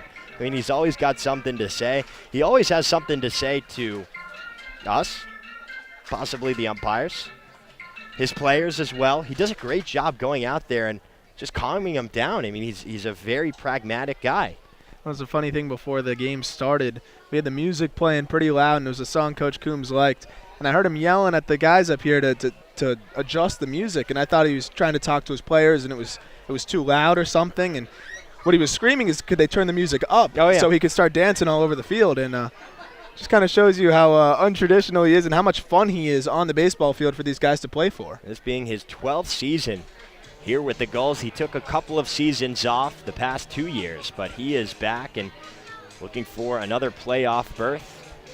Coach Newport starting in 2005.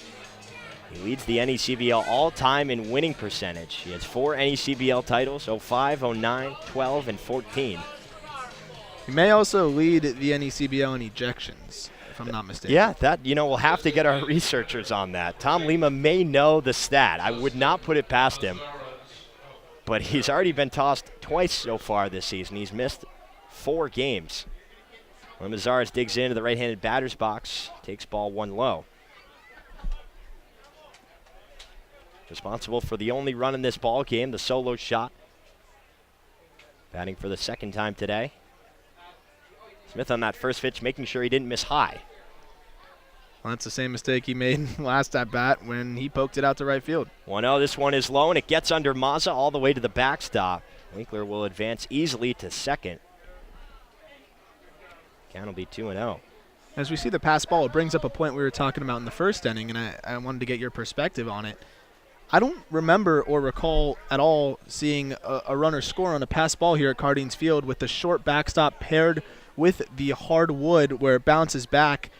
Maybe 1 or 2 this year, but not off the top of my head. And I think that's a testament to how short the backstop is. Yeah, it's very rare. If it happens, it's because it kind of skips off maybe the right leg and it goes up the first baseline away from the guy coming down third.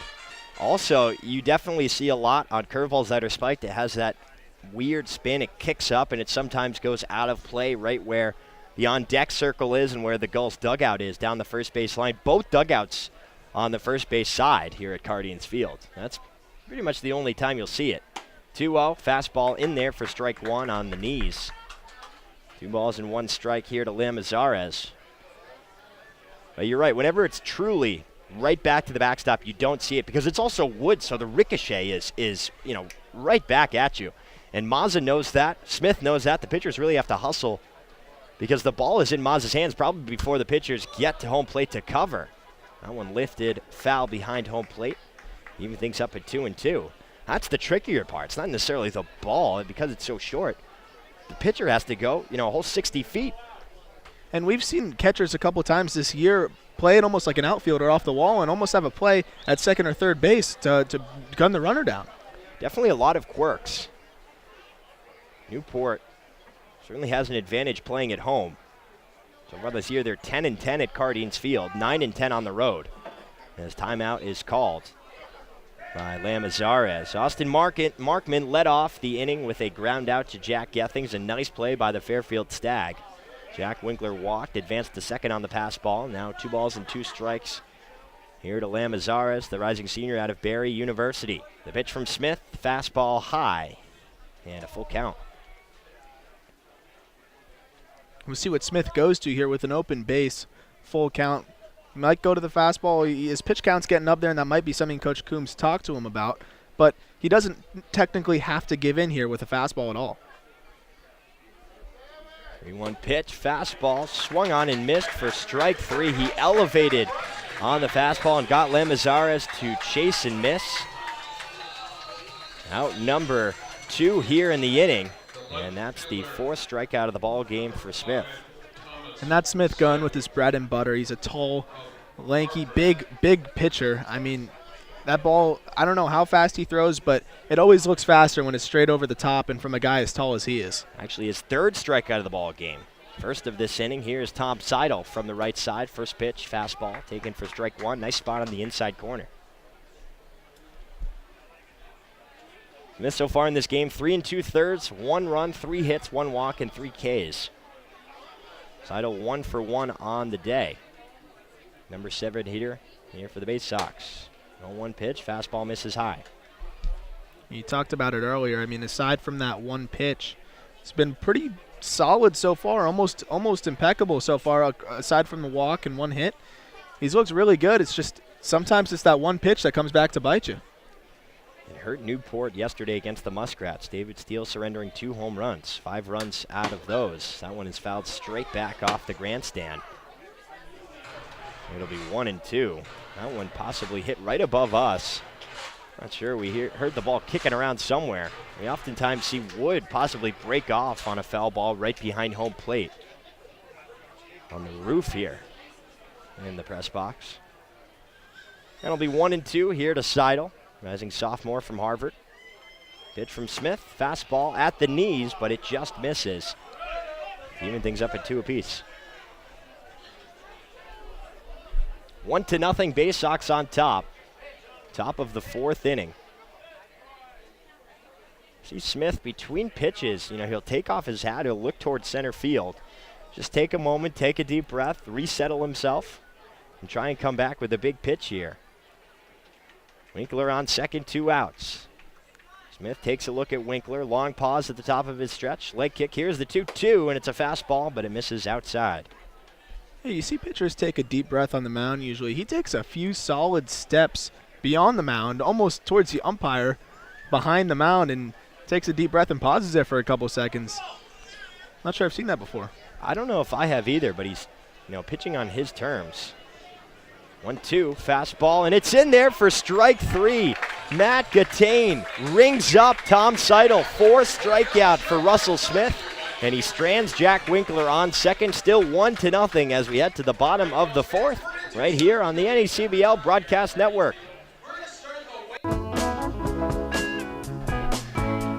Bottom of the 4th inning, 1-0, Bay Sox on top, and we mentioned it, a packed crowd at Cardines Field, one of the most highly attended games that we have seen so far this season, and we have the wave going at Cardines Field. I've never seen this before. It's gotten to the point now that we're at the end of the season. When I'm at Cardines Field, I'm ready for anything. I'm on my toes. I really don't know what to say, but it's great. I mean, the fans are into it. Goals don't have a run yet, and we got the wave going. I can't complain here in the booth. It's a lot of fun to be around. You got to think that maybe that'll change something. It'll be Harvey, Blumgren, and Mazza due up to face Schuster, so we'll see another Demon Deacon matchup here. It was a first pitch swinging from Harvey. He flew out to Jacob Yish in right center field. Does he go after the first pitch fastball? Does Schuster give him a fastball, or does he go slider? We'll see. It is a fastball, and it's taken for strike one. I think Harvey decided he wanted to see more than one pitch this time. Fog rolling in at Cardines now. A little bit of haze. 0-1. There's the changeup, but it misses outside. I hold my breath every time that fog rolls in. I mean, last time we had this New Bedford matchup, there was a home run, and we couldn't even tell it was gone. Zach Hogeson with the grand slam on the bottom of the third inning. 1-1 pitch, another changeup, misses low. How do you remember that? A lot of games. A lot of games. This is game number 40 for the Gulls. And, you know, some you don't forget because I could barely see it when it went out as that one is lifted to center field. Ibar going back, and he's able to settle under it, now drifting towards the fence, but he'll make the catch for a long out number one. A couple times Harvey has squared up a ball, just a little under it, but it sounded good off the bat. That's deep to center field, 395 to dead center. That was probably about, 385 with a 28-foot fence. And Ibar looked like he was drifting a little bit there. I don't know if the fog had anything to do with that. We thought he was settled under, and then the last second he took a few steps back, was able to make the catch. Here's Jack Blumgren. First pitch changeup, misses low and outside. Blumgren 0 for the day. He hasn't had an official at-bat. He walked his first time up. 3 walks for Schuster so far in this game, but he delivers a strike on the outside corner there to even things up at 1-1. When we talk about Blumgren, anything he can provide at the plate's a bonus because just having a consistent shortstop has been so huge for Newport. We counted in between innings 6 different shortstops that have played in. It could be more. That's just off the top of our heads, but having consistency at the middle of the infield is huge. 1-1 fastball taken for strike 2 on the inner third. Well, let's see. We have Chris Cornelius. We have Cole Austin, we have Cody Hosey, we have Dylan Plew, we have Jack Gethings, we have Jason Gonzalez, and we have Blumgren. Jack Blumgren. So that would be 7. The only one I'm not sure of is Gonzalez. We'll have to go to the books. 1-2 pitch, off speed, misses well outside. It's 2-2. Our scorekeeper, Andre Olivier, who has been just lights out there with the book, keeping us honest and making sure we are saying all the correct things. Gonzalez has played short. 2-2, ground ball off the glove of Schuster, up the middle. Shortstop Winkler coming in, the throw off balance to first. A nice stretch from Henry, and it's in time for out number 2. That's a pretty close play for the umpire to so casually just wait to make the call. Yeah, I mean, that was a big play, and I'm not sure if Schuster touched the ball. We'll have to see if he did. If he did, it's a 1-6-3 ground out. We'll see what Andre wants to score it in the official book. Regardless, there are 2 outs in the inning for John Mazza. First pitch from Schuster misses low. And here's a guy we'd really just like to see get going. He's doing a great job behind home plate. Just can't really get the bat going so far this season. And he puts together some good at-bats. He just can't seem to find the holes. 1-0 pitch lifted, right side of the infield. First baseman Henry settling under it. Make a couple of steps, but make the catch for out number 3. A 1-2-3 inning for Jared Schuster. He continues to cruise. We'll head to the 5th, 1-0. Bay Sox on top right here on the NECBL Broadcast Network.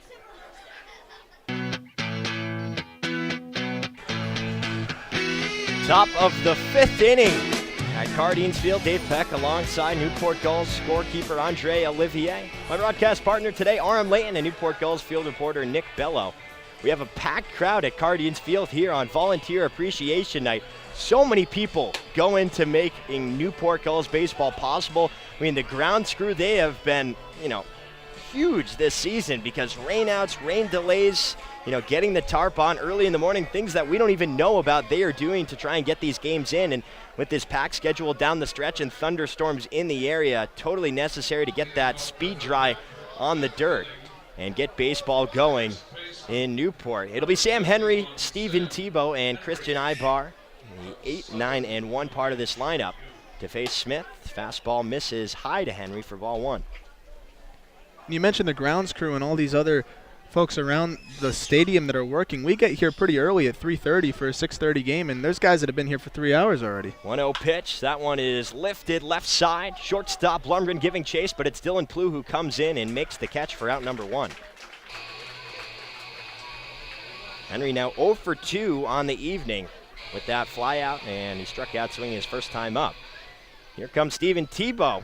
He flew out to Tim Tawa in his first plate appearance of this ball game. That was back in the top of the 3rd inning.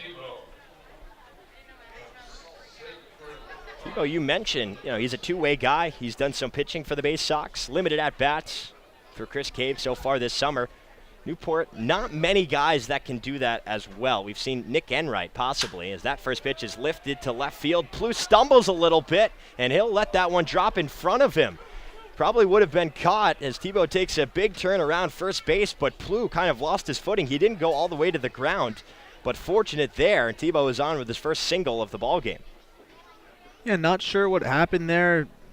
Tripped over himself, or if there's something going on over there, but it's hard sometimes. You're standing there and you lose your first step, and at that point it's almost just you keep stumbling the whole way, but it's hard to regain your footing once you start stumbling and you're trying to chase after a ball looking up in the air. It's good that he didn't fall down, though, because it possibly could have gone over his head, maybe on the bounce. It's pretty tall grass, so it wouldn't have rolled too far. Regardless, here is Christian Ibar. From the right side, he shows bunt, gets it down the third base line. It's Mazza who scoops it up. The low throw to first is not going to be in time. It was picked by Harvey, but Ibar is on. That will go down as a single. Now runners on first and second with one down. Just a tough break for Russell Smith so far. You get a fly ball early, think you should get out number one. That ends up falling. Guy's giving himself up with a sac bunt there, and he ends up getting a hit. And just like that, you got two guys on and one out. Second single of the ball game for Ibar, so he's doing his job out of the leadoff spot. Unorthodox, and he's getting maybe a few breaks, but you put the ball in play, you never know what happens. Here's Yish, 0 for 2 with a strikeout, popped out to get things. First pitch from Smith, misses low and inside. There are greats out there. There are drainage greats out there in the outfield, specifically center. We were talking to Hogeson, who was the center fielder for the majority of the first half of the season. He said he would use them kind of as landmarks, and he would adjust where he is batter to batter based on those as the fastball misses outside. Nice grab there from Mazza. That way you know where they are. You're not going to step into them. They're kind of covered out there in center field by, I don't want to go as far as to say cardboard, but kind of like mats similar to what you'd see on a makeshift batting circle. That's the best way I can describe it. 2-1 pitch. That one's hit on the ground, left side. Shortstop Blumgren scoops it up, goes to second for one. The relay from Gethings to first is not going to be in time. A close play, but Yish is able to beat it out. Ibar is retired for out number 2. Tebow advances to third. A sigh from the Guardians faithful there. It was close, but I think that might have been the right call. Looks like it was probably the right call, but it seems like half of the Gulls field there disagrees with us because they were on their way to the dugout. Going back to what you were talking about with the outfield, having an uneven surface out there is one thing, but when you're looking up at a fly ball and running, it's much harder to maintain your footing. It's not like you're just staring ahead and you can see where you're running. And that's why you have something like a warning track, but when it's all over the field, it's pretty hard to keep your footing when it's uneven like that. Especially with metal cleats. Something about metal cleats, they grab easier, yes, but they also grab grass, especially when it's long and wet like this, because we have a lot of fog in the area. First pitch to Rob Emery, misses outside for ball 1. Emery is 0 for 2. He's flown out twice, once to Plouffe and left, the other time to Tawa in center field. But he bats with runners on the corners here with 2 outs in the top of the 5th inning. Bay Sox with a 1-0 lead. Pitch from Smith, misses low. Advancing from first to second will be Yish. So now a big opportunity with a 2-0 count. Emery leads the way for New Bedford with 6 home runs. Going to be a participant and a competitor for Dalton Reed in the home run derby in this upcoming week. He's got a .257 average. Along with those 6 home runs, trying to get a couple of RBI. 2-0 pitch, that one misses low. 3 straight balls here, and not the worst thing with first base open. Smith just don't give him anything to hit. On deck is Austin Markman. He is 0 for 2 as well. And he doesn't have a home run in the year, and he's hitting .247, so. 3-0 pitch, lifted left side of the infield. Gonzalez moving into foul territory, and he can make the catch. He overruns it. About halfway down the third baseline, he overruns the baseball. It lands foul, and that is a huge break for the Bay Sox. A 3-1 count now, but that would have been out number 3. So we mentioned that 8:30 twilight zone. It's a little bit more overcast now. I'm wondering if it almost expedited that twilight zone time where you can't see the ball high in the air. Well, I think the fog really has something to do with it because it's rolling in and off the water. And Plouffe stumbled on his. I don't think he necessarily lost it. Mm-hmm. Possibly the wind. It was 12 miles per hour. It seems pretty dead now based on the flagpole down the right field line. But that's a play you have to have. I mean, you have to have it with runners on second and third, a 1-0 game, and you're fighting for your lives. And a power bat at the plate curious decision to swing 3-0 there. Here's the 3-1. It's a ground ball up the middle. Gethings moving to his left, and it gets over his glove, rolls into center field. The throw from Tawa is cut off by Smith. 2-run score. The throw back to second to try and get Emery is not in time, so it'll be an RBI single for Rob Emery. It's 3-0. It was Gethings that maybe had a beat on it. He was actually diving to his right up the middle, and it skipped over his glove. Probably would have been a single anyways. There's no way you've been able to get up and throw him out at first. That ball had a lot of top spin on it. Seemed to be almost gaining momentum as it went. By the time it got to Gethings, it was short hopping him, and he didn't really have much of a chance to get that ball at all. So 3-0 here. A big RBI single there from Emery. First pitch to Markman misses inside. And these are going to be earned runs for Russell Smith, and it's very unfortunate because we talked about it earlier. You think about how this inning started. 2 guys get base hits that really shouldn't have been base hits. 1-0. That one fouled straight back off the stanchion behind home plate. 1-1. That's when stats lie, because you look at the book. Similar thing happened when Smith pitched up at Keene. Just bizarre plays in baseball. When you're scoring it, it goes down in the book as a single. It doesn't go down as an error when you drop it in foul territory and don't touch it.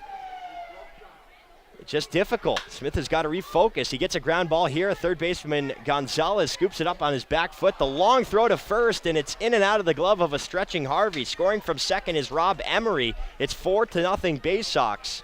The throw was off balance off his back foot. Harvey had to make a long stretch. He doesn't usually play first as of late because Dylan Reed has moved out there. But again, Russell Smith doing exactly what he has to do. And it just doesn't go his way. 4-0 now. 3 runs across in this inning. And if you're Logan Harvey, I know you want to get that out. You want to get out of the inning. But at all costs, that ball cannot be getting past you, especially without a play right there with only 10 feet behind you, and the ball's out of play. That will be a single from Markman, and Emery scores on the error from Harvey. Now Jack Winkler digs in with 2 outs, and Markman on second. First pitch misses low.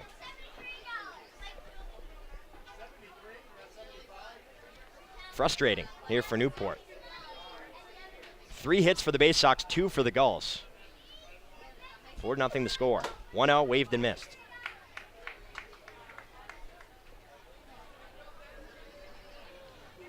Newport on the year with 50 errors, tied for 5th in the league. Yeah, and you don't want to harp on things like that, but he's probably pitched 6 outs this inning. Yeah, I would say so. 1-1, fouled straight back to the screen, now 1-2.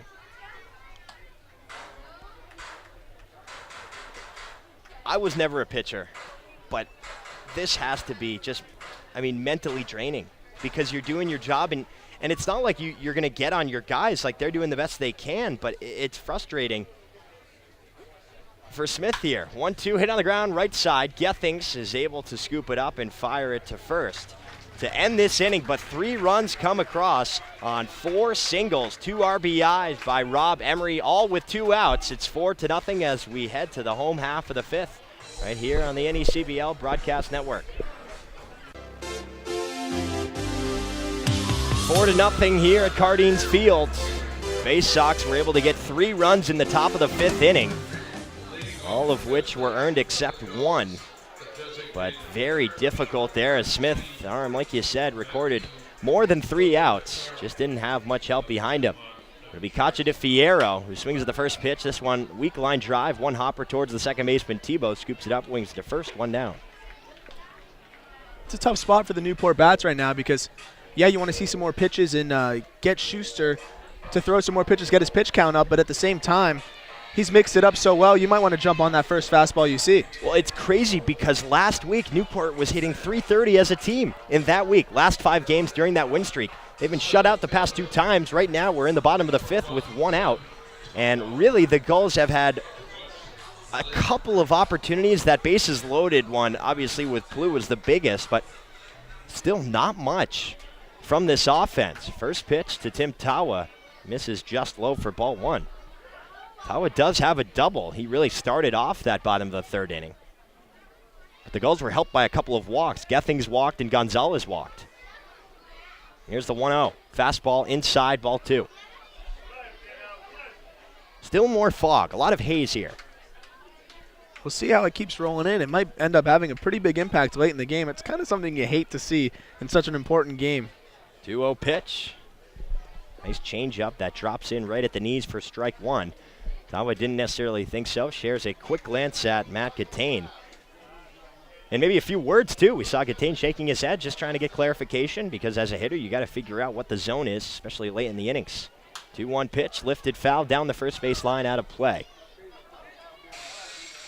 4-0 Bay Sox on top, bottom of the 5th inning. Dave Peck alongside Aram Layton. Newport half a game back of the final playoff spot in the Southern Division standings. Mystic owns that right now. We'll keep an eye on their game as the night goes on. Change up outside, chased and missed for strike 3. And there are 2 down here in the bottom of the 5th. Nice pitch there from Schuster.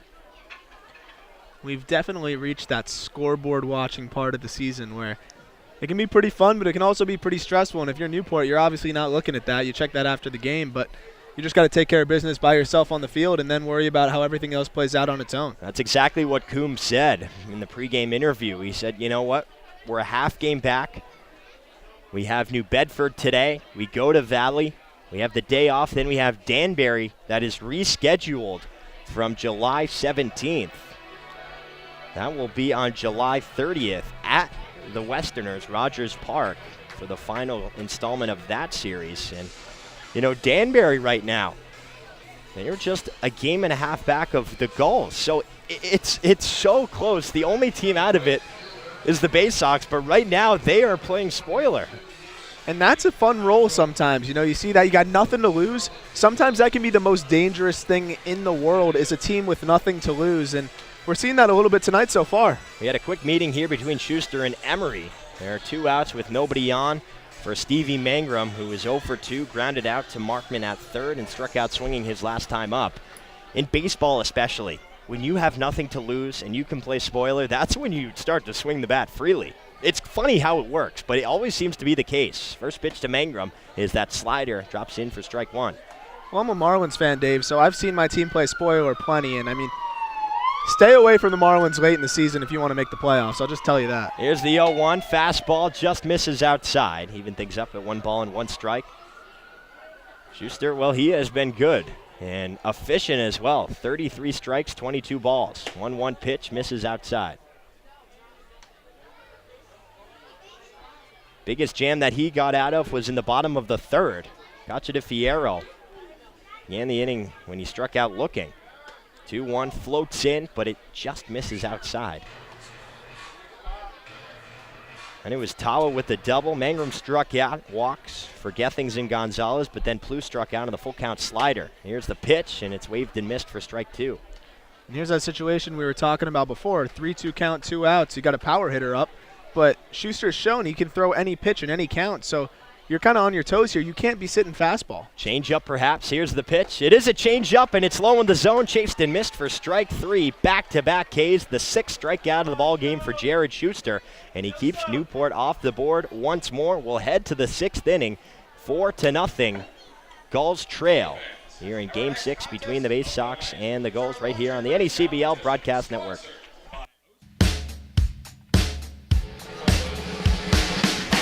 4-0 Gulls trail just past the 8 o'clock hour here on the East Coast. Dave Peck alongside Aram Layton filling in for Brendan Howe, the usual voice of the New Bedford Bay Sox. I think his car possibly broke down. I'm not necessarily sure what the situation was, but Aram, it's a pleasure to have you in the booth. Always a good time. This is your 3rd, I believe, on the broadcast with us. You've been the field reporter and done a lot of other things so far this summer, but it's nice to have you here. 4-0 Gulls trail. We have a pitching change. It is Austin Michelle out of Dartmouth, 6 foot, 195 righty, a rising junior up there in Hanover, New Hampshire. No wins, no losses, 5.46 earned run average. He's appeared in 16 games, made no starts. He does have a save in 28 innings. He struck out 32, walked only 9, and given up 36 hits. His last appearance was that 4-0 loss against the Mountaineers back on Wednesday. 1 inning, 1 run, 2 hits, 1 strikeout. First pitch to Lamazares, misses for ball 1. Yeah, it's always a pleasure to be in the booth. I'm definitely not rooting for anyone's car to break down, but I'm happy to take advantage of any opportunity and have some fun up here with you, Dave. Definitely, fun to have a revolving door of people as that one misses high, because you learn a lot from the different styles, and especially it's different. Usually you have one from one team, one from the other, so you get a sense of both teams. You have a different perspective. This is a little bit different as the 2-0 is in there for strike one. But you do your homework and then you just go, and it's a lot of fun. Michelle trying to keep this a 4-run ball game. Bay Sox scored 3 last inning. Michelle misses there with the fastball high. Now 3 balls and 1 strike to Lamazares. The solo home run.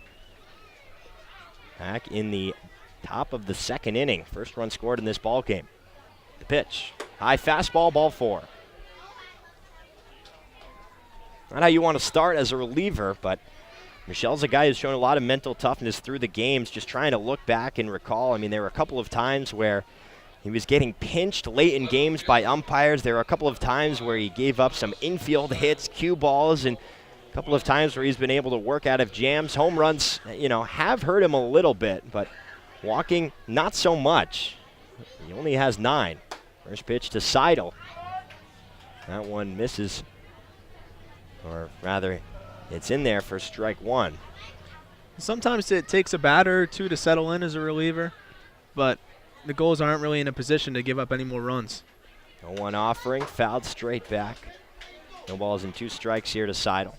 He's 1 for 2. He had a single and struck out looking his last time up.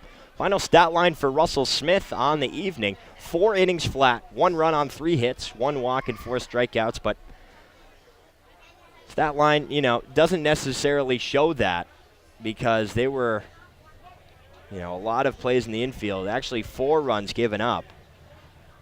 But Michelle will check on Lamazares real quick. Nothing doing. And that's what we talk about. Russell Smith looked really good so far. It looked good through the whole game. You take away a couple of those little mistakes, and you'd have a quality start out of him. Here's the 0-2 breaking ball, waved and missed for strike 3. First strikeout of the ball game for Michelle, and there's 1 down here in the 6th.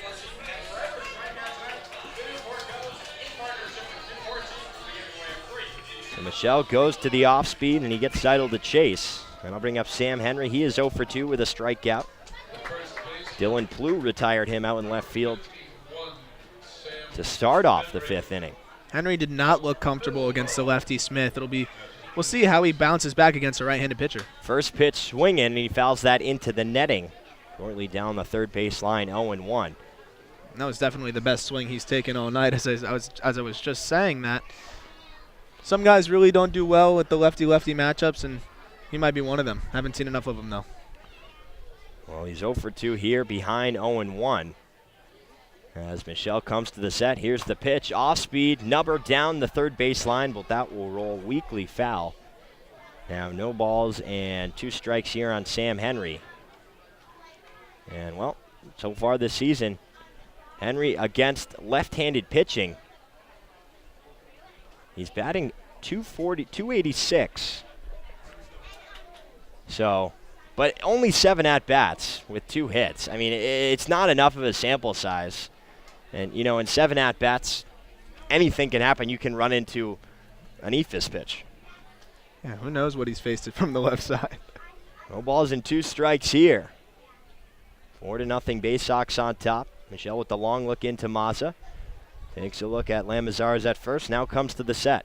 Here's the pitch. That one lunged at, ground ball left side. Gonzalez goes to second for 1. The relay from Gethings will not happen as he pump fakes. They do get the force. Lamazares is retired for out number 2. And it'll be a 5-4 fielder's choice for Henry.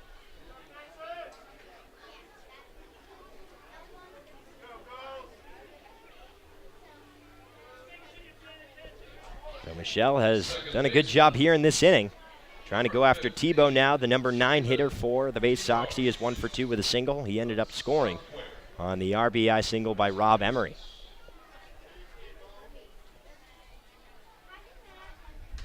Quick check on Henry. He dives back safely.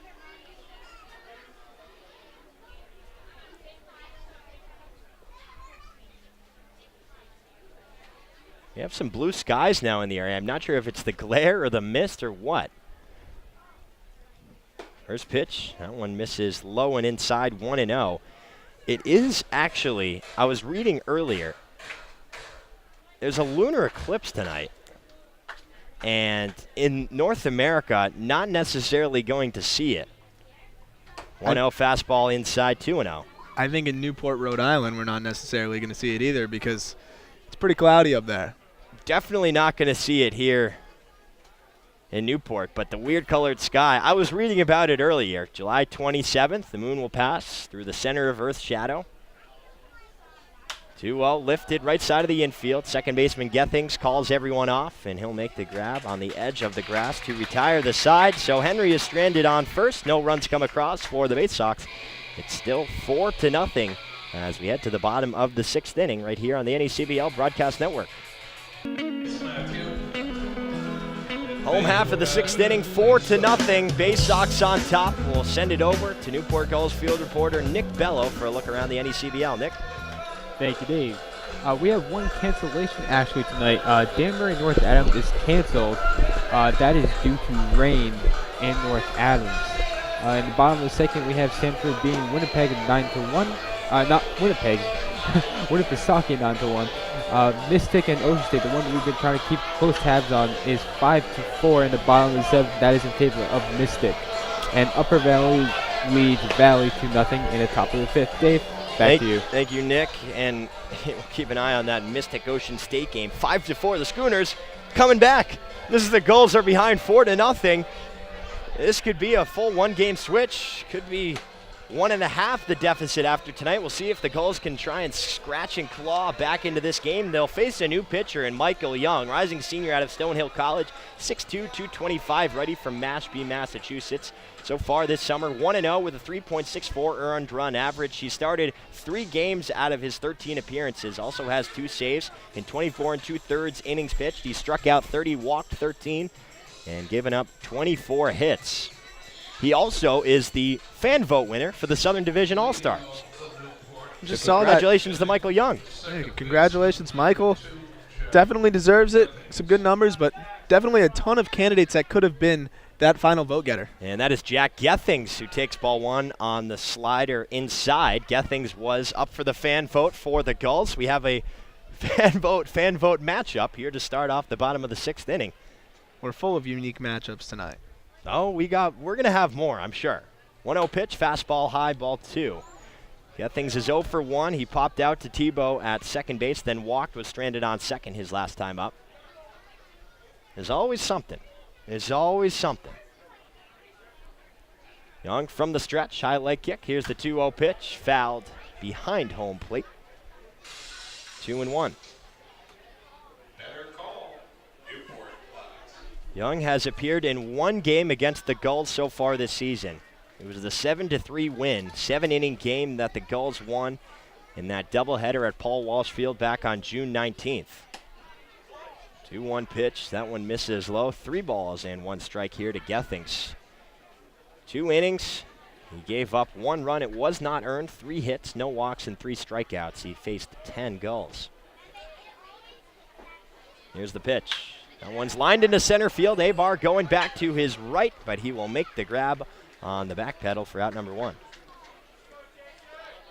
If you're Newport, seeing Schuster just come out of the game might just be the only life that they need right now. Obviously couldn't get anything going against Schuster. Maybe seeing a fresh arm out there might give them a little bit more confidence, and maybe they can bounce back. Gethings puts a good swing on the ball. It's just right at him. We'll see if they can put together a couple more quality swings. Final line for Schuster. 5 innings, no runs, 2 hits, 3 walks, and 6 strikeouts. He faced 20 Newport Gulls. Jason Gonzalez digs in for the 3rd time. He's reached base safely twice, a single and a walk. First pitch from Young is a fastball, but it misses high.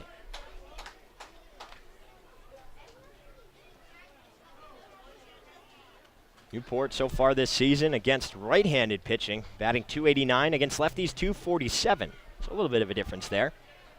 Here's the 1-0 offering. That one skips in the dirt outside, 2-0.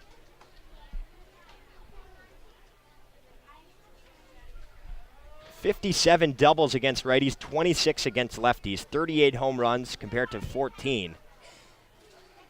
But the at-bats about twice as many from the right side. 2-0 pitch. This one lined down the right field line, but out of play. You always got to look at the at-bats. 886 coming into this game, 442 against lefties coming into this game. Which, when you look at the numbers, is kind of surprising because there was a while early in the season where it felt like the Gulls were facing a lefty starting pitcher almost every single night. Definitely. They had a lot of lefties in the lineup early on. A lot of those guys have left. Here's the 2-1 pitch. Fastball. Gonzalez thought about it, but he held up. It does not matter. He's in there for strike 2. Zach Britton, Zach Hogeson, just to name a few. And as we saw those lefties phase out of the lineup, the splits seem to even up a little bit more too. Here's the 2-2 offering. Fastball runs inside, full count. Now to Gonzalez. Well, I was talking to Greg Grawl early on, third base coach, hitting coach of the Gulls, and it was during that time when they were facing a lot of lefties. He just said, yeah, you know, we have a lot of lefties on our lineup. We'd average 5 a game. We know they're going to throw lefties at us. We just got to figure out a way to hit it. And Zach Britton was one of the best at it in the lefty-lefty matchup. He was hitting over 450 against lefties. Here's the 3-2. Fastball misses low for ball 4. Gonzalez walks for the second straight time. He trots down the first baseline. Newport has a base runner for the first time since inning number 3, and it comes with 1 out in the bottom of the 6th with a 4-0 Bay Sox lead. When we talk about lefty-lefty matchups, here's Plu's first opportunity to face a righty. Didn't look too comfortable against the left-handed Schuster. Britton finished the season with a 400 flat average. Plu takes strike 1 at the knees. Definitely a big loss for Newport and Britton. He was one of the best hitters on this team out of Louisville, one of 3 Cardinals. It was Gavin Sullivan, Zach Britton, and Mike Kirian. Kirian is still here, the lefty pitcher. 0-1 fastball, blew it by him.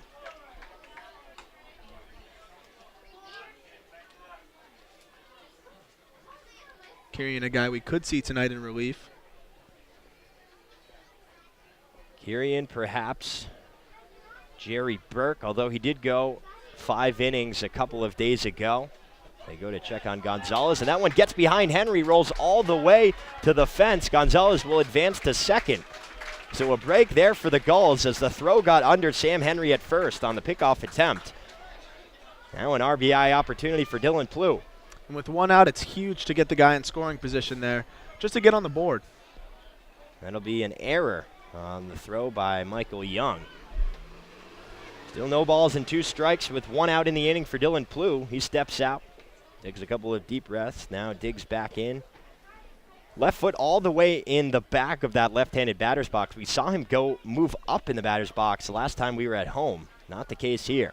0-2 pitch, fastball, misses outside, 1-2. You'll see a lot of guys dig out that back line, almost try and push towards the back of the box to where the umpire can't even decipher whether he's bordering outside of the box or not. And Plu looks like he's doing that right there, almost digging out that back line. He's got to work into this count again. 1 ball and 2 strikes against the righty Young.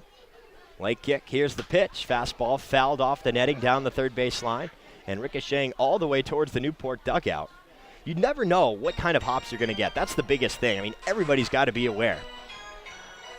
Working camera on a bunch of different locations in this field. I've had balls come at me every which way, and can't look at my phone too long, can't look at the camera too long because I've had a ball fly at me probably at every different corner of this park. We had Dan Byford make a catch on top of the dugout earlier this season. 1-2 off speed, misses high, so Blue was able to even things up at 2 balls and 2 strikes. He laid down the sac bunt in the second inning, then struck out swinging his last time up. It's just something about Cardines Field where you never know what's going to happen going into the night. Opened its doors in 1908. A lot of baseball legends have played here. Satchel Paige, Jimmy Fox, Babe Ruth. 2-2 pitch, misses outside. And we got a full count to Plu. Second consecutive at-bat that Plu is able to work it full. More recently, we had Mike Schmidt in the building not too long ago.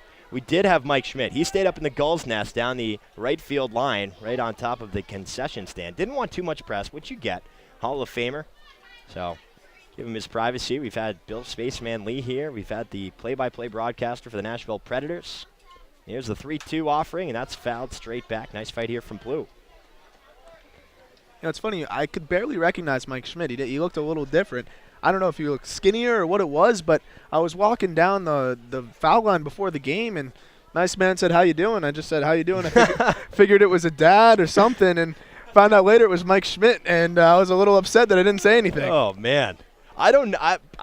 Same thing would have happened to me, I'm sure. Hard to recognize outside of the uniform about, 30 years later? 3-2 pitch, foul down the third baseline once more. Yeah, I saw Newport post the picture online. I was like, no way, that is Mike Schmidt. Couldn't go back at that point. We had tennis players here. Last week was the Dell Technology International Tennis Hall of Fame Open. We had a couple of USA tennis players that were here. We've actually had, it was a report that Danny Amendola rode past the stadium on his bike the other week. Interesting. He got some ties to Rhode Island as that one is fouled straight back again. Long at bat here for Dylan Plew. And, Nick, it's funny you mention that because I share the same birthday as Danny Amendola. So every single year, Jimmy Garoppolo as well, every single year for probably the past 5 years, I have tweeted at Danny Amendola saying, happy birthday, I get it, you're busy, would love a retweet or something. This year I said it, and I said, this was when he was still dating Olivia Culpo. I said, come down to a Gulls game. We'd love to have you here maybe in the booth. 3-2 pitch. That one inside-out swing. Ground ball right side. Tebow scoops it up. Fires it to first. Gonzalez does advance to third. But there are 2 outs here in the bottom of the 6th inning. But I said to him, well, he didn't respond, so I guess it wasn't a conversation. I tweeted at him, you should come by and catch a Gulls game. We have big-time athletes, Hall of Fame baseball players, big-time NHL broadcasters come by. Disappointing that I didn't get a response. Disappointing that he biked by and we didn't have a game going on. Here's Logan Harvey from the right side. First pitch breaking ball misses high. Well, like you default to your Boston sports, I'll default to my Miami sports. He might be busy getting ready for the Dolphins season. Yeah, I saw something on Twitter that he was, posing with a Dolphins outfit on, gross blue. I didn't like any of it.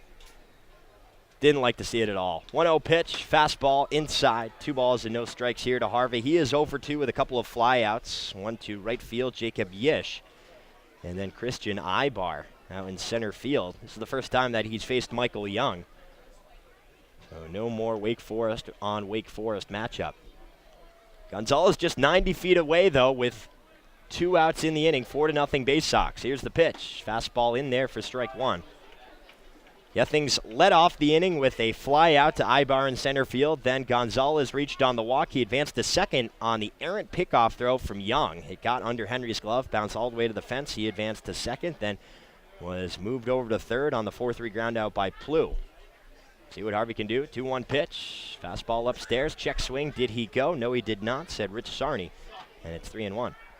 Huge opportunity here for Newport, even if they just get 1 back, just to get on the board with 9 outs to go after this inning. Gives you a little bit of life going into the last 3 innings here. That's the thing. Innings build off each other. And you want to maybe extend the pitch count of Young, get deeper into the bullpen. 3-1 fastball, low and inside for ball 4. Harvey takes off his armor, trots down the first baseline. Now runners on the corners for Jack Blumgren. And Newport's gone so long without scoring at this point. It almost feels like you got a barrier up there, and sometimes you just got to break it down with 1 run, and that's all you need, and then it starts the floodgates open. Exactly. I mean, it's like they have a dam here that the Bay Sox have built up. We're just trying to break through it, but it's been a struggle. 4-0 shutout loss against Vermont on Wednesday, and then a 7-0 loss in Laconia against the then 12-26 Winnipesaukee Muskrats. Last in the North, worst record in the entire NECBL, and worst pitching staff. That's the thing that was so surprising. The Gulls were shut out against a Muskrat staff that had a 6.76 ERA. And that's baseball. That's all I can say to that. Yep, it is. It isn't. Against Vermont, 0-0 till the 13th. Chase Acuff comes in from third, and he shuts down the Gulls. We've seen some bizarre things. First pitch breaking ball to Blumgren, drops in for strike 1.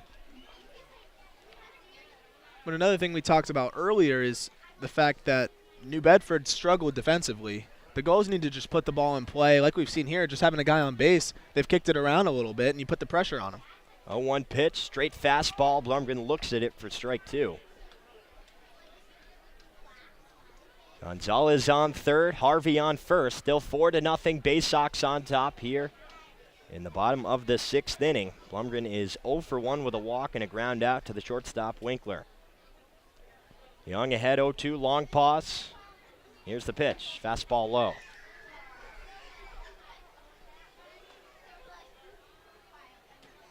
I wonder if there's any action in the bullpen. Michelle has had a long rest. It's been a long bottom of the 6th inning. And he had a good frame last time. Yep, there's no action for either team. One Baysock tossing the ball to himself. Here's the 1-2 pitch, off speed, misses maybe high and outside to even things up at 2. A curveball at the top of the zone, probably crossed the plate a little too high, but not a bad pitch ahead in the count. Just something you want to make sure you don't end up floating over the middle because that'll be in the trees. Blumgren could turn on it, possibly put it over that left field fence into the playground there behind the fence. Here's the 2-2. Fastball line down the right field line, but it is just foul. Hits off the warehouse there right near the scoreboard and the 6 NECBL championship banner. When you're going down the line to right, you got to sneak it around that warehouse. It gets a little complicated over there, and just sliced it a little too much and lost it to the right. I think that is one of the trickier parts of Cardines Field dimensions. 2-2 fastball, just low. And as a defender, too, I mean, you want to go get a ball down the line. You also don't want to run into the wall because I can promise you that brick wall doesn't move. Nope, that's a good point. You know, you bring up a great point, and you have to be careful if you're Jacob. Yes, Stevie Mangrum has been careful the entire season, not running into it. We'll see what Blumgren can do here. 3-2, 2 outs. The pitch is outside for ball 4. Back-to-back walks here for Michael Young. The Gulls have the bases loaded, still 2 down. For the catcher, John Mazza.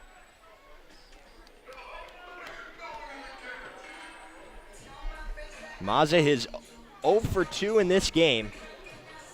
He popped out to Tebow at second, then popped out to Sam Henry at first, and now Chris Cabe is going to have a chat with Young. Entire infield will come in, and it looks like we're going to have a pitching change. We'll get you the new pitcher and stats when we come back right here on the NECBL Broadcast Network. Pitching change here for the Bay Sox. Exit Michael Young, enter Brent Teller. Rising senior out of Sacred Heart University, 6'2", 200 pounds, hometown of Miami, Florida. 1-4 record so far this season with a 6.09 earned run average. He's appeared in 8 games. He's made 5 starts. In 31 innings, he struck out 27 hitters with 10 walks and 39 hits. His last outing came at Danbury. Back on July 21st, he picked up the loss, a 3-1 Danbury win. He went 6 innings, gave up 3 runs on 7 hits, no walks, and 7 strikeouts. John Mazza digs in with the bases loaded, 2 outs. First pitch, low and outside. Emery loses it behind him, but he's able to corral it real quick to prevent any advance. It's 1-0. Mazza, a guy that's 0 for his last 13. Wouldn't it be nice to see him pick up a big hit for the Gulls here and bring them back into this game? Trailing 4-0 in the bottom of the 6th. It's been a long bottom of the frame here for Newport. Started off with Gethings flying out. Here's the 1-0. Fastball inside, ball 2. And Gonzalez walked, advanced to second on the error from Michael Young. Blue grounded out to get Gonzalez to third, and then Harvey walked, Blumgren walked, and now Mazza is ahead 2-0. As a hitter, this is the best spot you can be in. 2-0 with nowhere to put you. You know he's got to come into you. The pitch, fastball, right down the middle, taken for strike 1. It looked like Mazza might have been taken all the way there. Possibly on the inner third. But Teller gassed it up there. It had a lot of velocity, or so it seemed from the pop of the glove.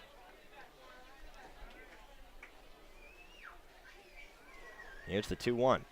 Fastball, ground ball. Second baseman Tebow scoops it up. He'll take a look at second, but go to Henry at first to retire the side. Newport strands the bases loaded for the second time in this ball game. Still unable to get on the scoreboard. 4-0 Bay Sox have the lead as we head to the 7th right here on the NECBL Broadcast Network.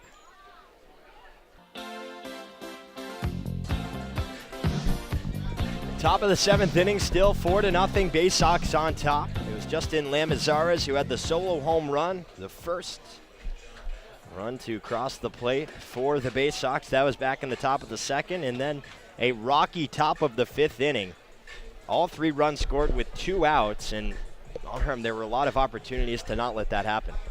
Yeah, we saw the pop-up to third base that Jason Gonzalez overruns, a fly ball to left, a couple other opportunities where you could pinpoint a few, but as a collective unit, they kind of just messed up on the whole inning. You can't really pinpoint one particular guy or one particular issue. Even the 2 singles were cheap singles, for lack of a better word. Yeah, fluky might be a better word, but definitely, I hate to say they didn't earn the runs because, they technically in the scorebook they did. Ibar swings the first pitch and grounds it left side just under the glove of Gonzalez. It rolls into left field. 1 pitch and a leadoff single for Ibar. 3rd hit of the ball game. Ibar Yish is now up with Emery on deck. Top of the lineup, Michelle is facing. First time that they have seen the Dartmouth Big Green.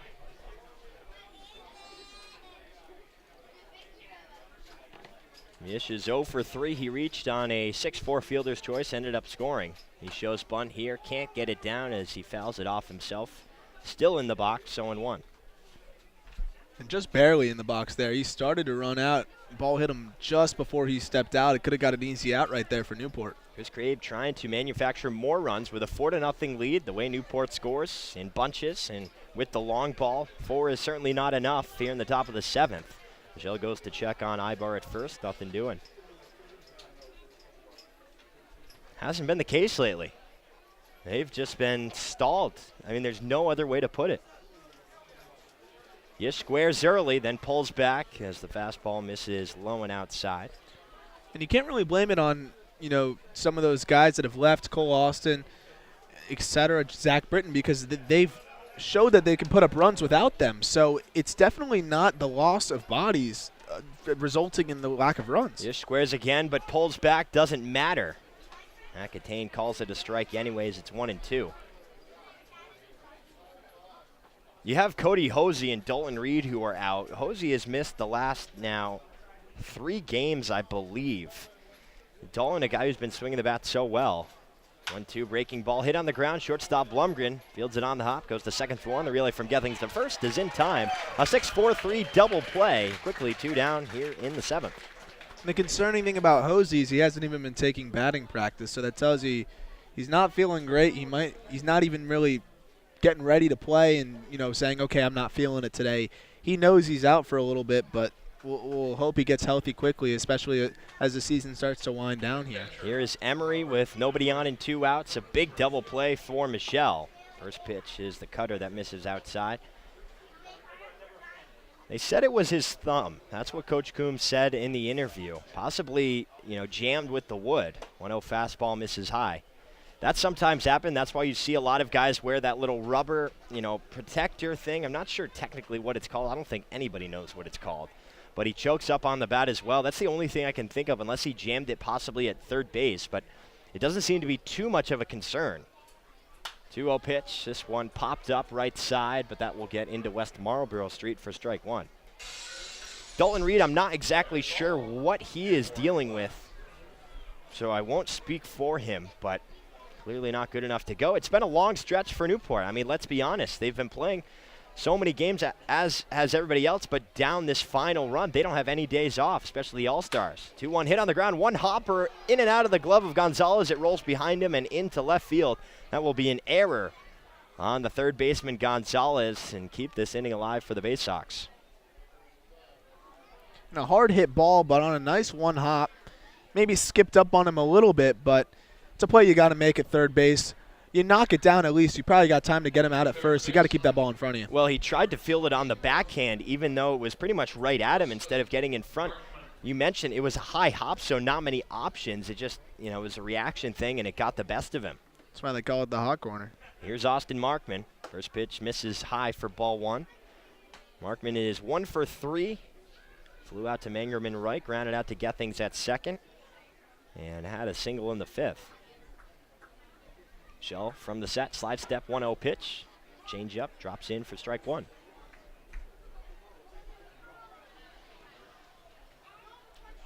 Bay Sox on top, 4-0 here in the top of the 7th. Michelle, the second goal to come in. 1-1 high breaking ball, doesn't come down. It'll be 2 balls and 1 strike.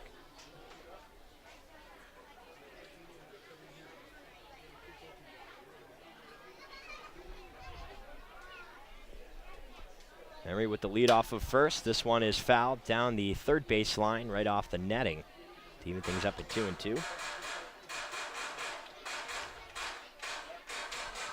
And we see the double play ball there. Blumgren and Gethings, they've had enough innings now to really have some good chemistry between the two of them. And they're both very comfortable up the middle, both quick. They've turned plenty of double plays, and right there we saw a really easy turn on a pretty quick base runner there in Yish. Here's the 2-2 offering. Ground ball right at Michelle. Gloves it. Trots over to first. Underhands it to Harvey to retire the side. So the big 6-4-3 double play. And then Markman grounds out to Michelle to end the inning. Still 4-0 as it's stretch time here at Cardines Field. Halfway through the 7th. We'll keep it at Cardines and send it over to usually our PA announcer Don O'Hanley for the singing of Take Me Out to the Ball Game. We may have a little bit of a delay, so we will keep it right here for the time being and just, talk about the way that this offense has stalled a little bit. I mean, it's really hard to figure out, and you can blame guys not being there, but when it comes down to it, it's just been timely hits that haven't been there. A couple of times Newport had the bases loaded in this game. Bases loaded twice, can't come up with the hit. And they really haven't been putting the pressure, as we said earlier, putting pressure on these New Bedford defenders in those situations where you have runners on, striking out in big spots when the team like New Bedford that cannot defend very well toward the 12th in the league in regards to errors with 63.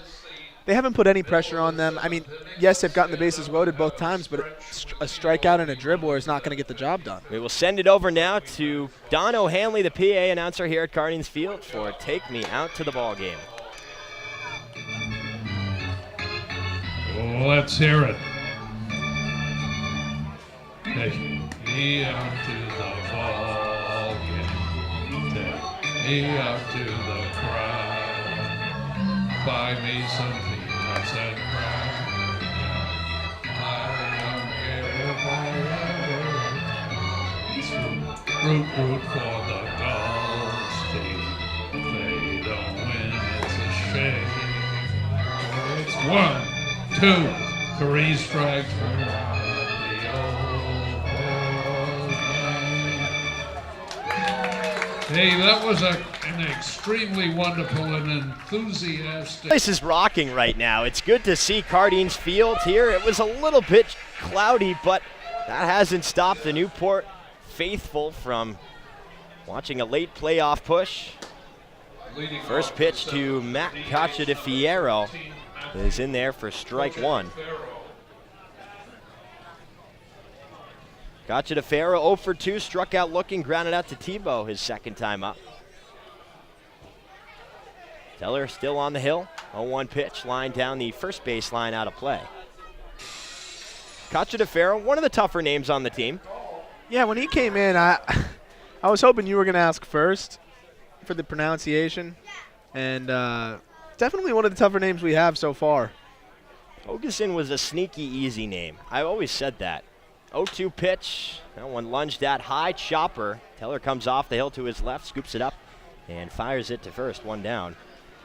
People would always ask, how do you say Hogeson? Well, you just kind of jam all the syllables together. That's what I told him. Sneaky easy, but the spelling was sneaky hard. You had about 4 vowels in a row there, and I would always mix up the vowels. The I and the E was always the toughest one. Yep, always had to check that. The center fielder. Cacha de Fierro is retired for the 3rd time. That'll flip the lineup. Tim Tawa digging in. Tawa is 1 for 3. A couple of strikeouts and a double. First pitch, fastball, misses in the dirt for ball 1. Tawa's consistently been the toughest out on Newport, probably for the last 20 games. See if he can get something going here because they're running out of outs. Only 8 to go. Newport, no runs, 2 hits, 2 errors, and 6 walks. That one is lined into center field. Ibar coming in on it. It's going to be a tough play, and he dives. It gets behind him. Scrambling to get it is Yish. who had the backup. The throw into Winkler at second is not going to be in time. That will be a double for Tim Tawa, his second extra base hit of the ball game. Tawa just busting it out of the box there. Had a good feeling it was going to fall. Ibar thought he had a chance and it lays out. Not a bad idea to lay out for it there because you know it's not going to get too far past you, but underestimating the speed of Tim Tawa there, a guy that can stretch almost anything into a double if you give him a little glimpse of fresh air. I mean, that's the biggest part about that hit. Out of the box, he was thinking too, because Yish was right there with the backup, and the throw is accurate. It was probably 2 steps late, which is a significant margin, but had Tawa been looking at it, it may have been a different story. Instead, he is in scoring position for Stevie Mangrum. Newport trying to get something going here, down 4, bottom of the 7th. First pitch to Mangrum, a breaking ball that catches the outside corner for strike 1. I'd go as far as to say if any of the 8 other hitters in the order hit that exact ball with the exact result, they probably would still be standing on first. He leads the team with 10 stolen bases, does Tawa. A single could score him here with 1 down. Depends where it is. Miller from the set. 0-1 pitch. Breaking ball misses low and outside. Mangrum has struggled. He's 0 for 3 today. Grounded out to Markman at third and then struck out swinging twice.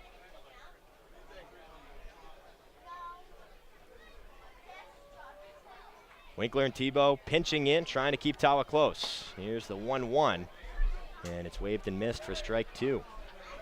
Final attendance here at Cardines Field, 2,891. Closest to the most we've had. I'm not sure the exact most we have had. It's probably around 2,900, maybe a little bit more, but yep, 2,907 was the most we've had. This one, not too bad. 1-2 pitch, misses low and outside. 2 balls and 2 strikes. A little bit more energy in this crowd, I think. Made it feel like there was a little bit more. Made it feel like there was over that 3,000 Yeah, mark. I thought we were going to hit over 3,000. 17 away. If my math is correct, possibly 18. We'll have to check that. Of the season high here at Cardines Field. 2 balls and 2 strikes. The pitch. That one is in the dirt. Gets away from Emery. Tawa advances to third. So an opportunity here for Stevie Mangrum. A sacrifice fly is in play with 1 out. He has a full count.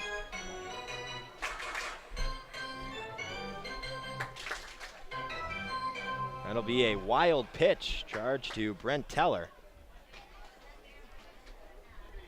See what Mangrum can do. He struggled all day, just needs 1 though. The pitch, fastball taken for strike 3 on the outside corner.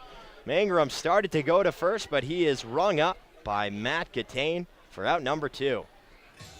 And in an RBI situation like that, where you need to put the ball in play, I think that shows you how uncomfortable Stevie Mangrum looks up there.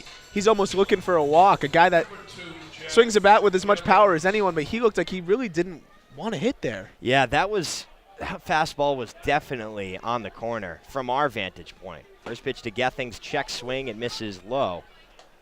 And that's a position as a hitter you like being in. With the infield back, all you have to do is just put it in play. If it's anywhere near the plate, you're sticking that bat out almost like a hit and run. Especially opposite field. Maybe you hit it towards the second baseman who's playing back and you can plate him.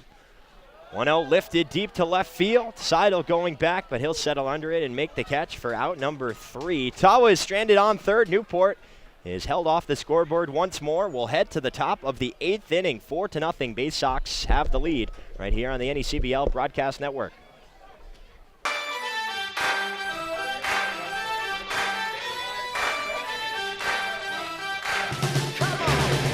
4-0. Bay Sox have the lead still. They scored 1 run in the second, 3 runs in the 5th. Newport has been held off the scoreboard for the 3rd straight game. They still have 6 outs to try and change that.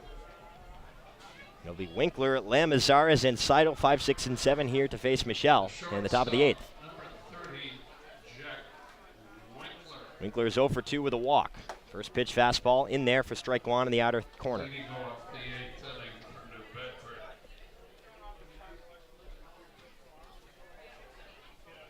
Michelle winds and deals. Fastball fouled straight back, just caught a piece of the bat.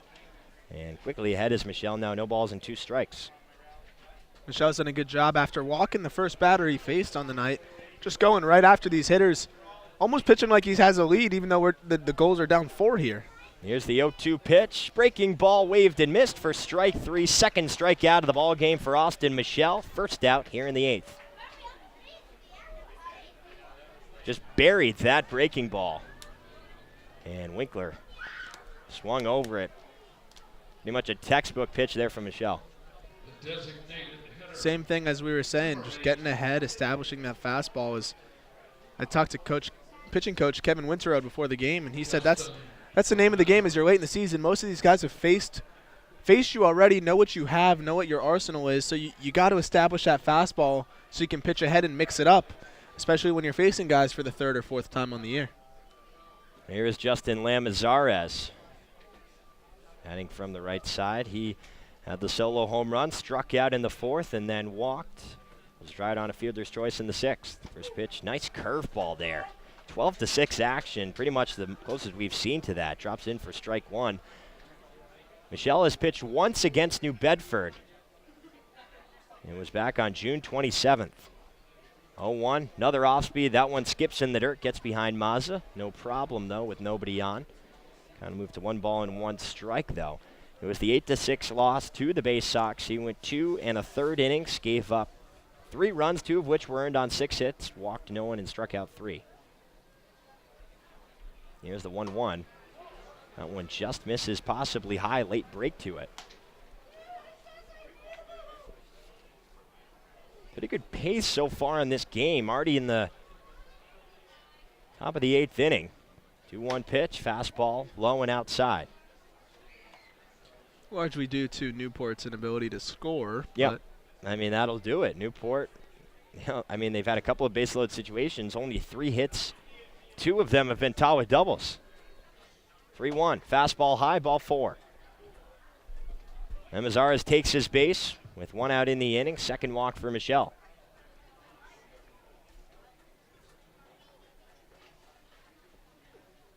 Tom Seidel will dig in for the 4th time. He's singled, struck out a couple of times, once looking, once swinging.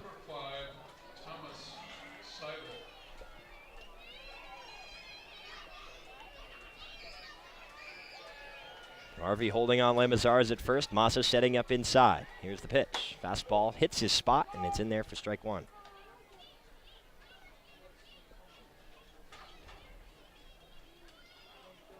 Gotta wonder what Russell Smith is thinking right now. He just had such a good outing in that tough 5th inning in 1 pitch to Lamazarez. 0-1, breaking ball in the dirt, possibly a changeup, but it's stopped by Mazza to keep Lamazarez at first base. The count will be 1-1.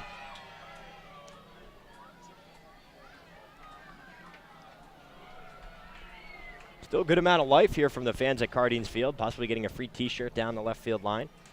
1-1 pitch, off speed, and that one's grounded just inside 3rd base. It goes all the way into the corner and into the bullpen. That will be a ground rule double for Thomas Seidel. Runners now on 2nd and 3rd with 1 out. Unfortunate there. Gonzalez looked to be, maybe leaning towards second base, but the ball was hit hard enough. It didn't matter. Yeah, I don't think he would have had a chance at that ball at all. Topspin rolling down the line. Pretty hard as a 3rd baseman. I think he was, like you said, he was shaded up the middle towards the hole trying to take away the single. Not really playing no doubles there, I guess, with a 4-0 deficit. It wasn't hit too hard, but now the infield will be in all the way around. Sacrifice fly opportunity for Sam Henry. He is 0 for 3 with a strikeout. Fly out to Plu. Ground out on a fielder's choice. First pitch swinging, ground ball at Gethings, dives to his right, goes home with it. The throw and the tag is not going to be in time. Lamazarez scores 5-0 New Bedford. The throw took Mazza a little bit to his right, had to turn back around and try and make the tag, and just as he was turning around, Lamazarez was sliding into home plate just ahead of the tag. So 5-0 now. Pretty much exactly what you could ask for. Just a little bit to get things right. It would have been a great play, diving, getting up quickly, and the quick release, but Lamazarez, as he should have, was going on contact. Now runners on the corners here, still 1 out, 5-0 now. Bay Sox on top in the top of the 8th for Stephen Tebow, number 9 hitter. First pitch fastball in there for strike 1. Tebow 1 for 3 with a single. He came around to score as part of that 3-run 5th inning. It was Rob Emery with the 2 RBI single. Seidel on third, Henry on first. Infield at double play depth. Here's the 0-1. Breaking ball. That one's in there for strike 2. Tebow thought about it, but did not go around. Caught the knees. Seen that pitch a lot here from Michelle. It's been working. Michelle's showing a great feel for that curveball. Throwing it early in the count, late in the count. It's definitely been his best pitch so far. Here's the pitch. Check swing, line drive right off the top of the dugout down the first base line. Ricocheted towards the first base coach, Rudy Bolger. But still no balls and 2 strikes. Can't spike a curveball, let it get behind Mazza here. And we talked about not having a run scored on a pass ball this year, but curveball might be the type of pitch that could end up floating around back by the wall. You never know where the bounce is going to go. That's the thing. Pitch, fastball high, taken for ball 1. Good job laying off that one from Tebow. Outfield playing straight up here. Middle infield at double play depth. Harvey holding on Henry at first with Seidel on third, and that one is waved and missed for strike 3. So a big strikeout there for Austin Michelle, his 3rd K of the ball game. 2 outs now for the Bay Sox. That's huge. Yeah, you mentioned not wanting to spike a ball past your catcher Mazza, but you also have to trust him there because you got to get a strikeout with 1 out, man on third. Can't pitch to contact, and he trusted him, was able to keep it up just off of the ground and gave a perfect spot for that curveball. And now he faces Christian Ibar, who is 3 for 4. First pitch changeup misses low. Grounded out to Smith in the 1st inning. Then singled in the 3rd, singled in the 5th, and singled in the 7th. Has been stranded all 3 times. Did get retired on a 6-4 fielder's choice back in the 5th. 1-0, big swing and a miss for strike 1.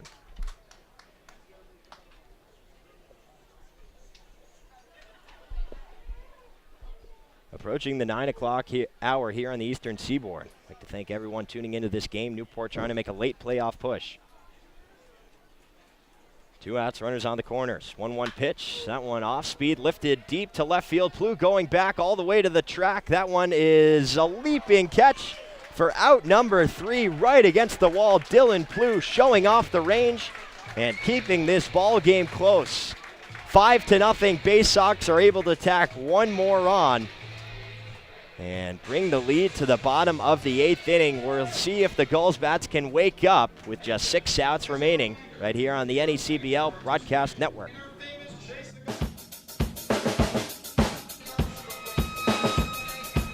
Five to nothing.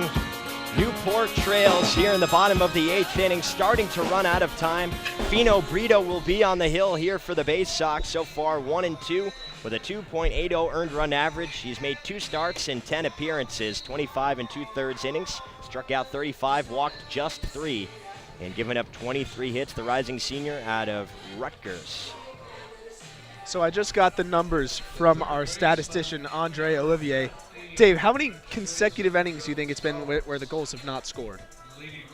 I would say it has been, my math is horrible, 32 innings. Wow. That's an impressive guess. The answer is 33. Okay. All right. That's close enough. Here's Jason Gonzalez, Dylan Plough, and Logan Harvey. 2 up against Brito. Regardless, not good. Nope. That's not going to get the job done. First pitch from Brito, the righty. Fastball high and inside for ball 1.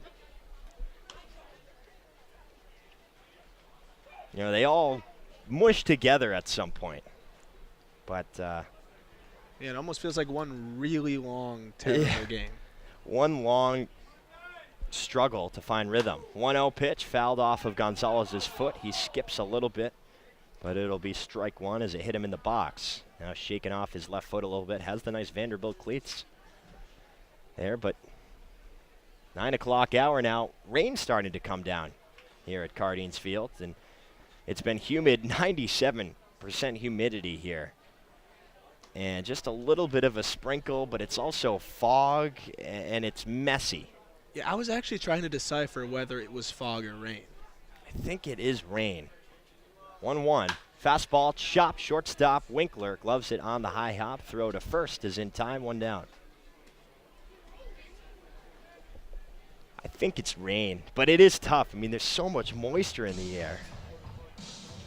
Regardless, it's not great to play in. No, it's not great to watch a game in, as we see, you know, some of the Cardines faithful starting to possibly come in more towards us here in the booth underneath the roofing.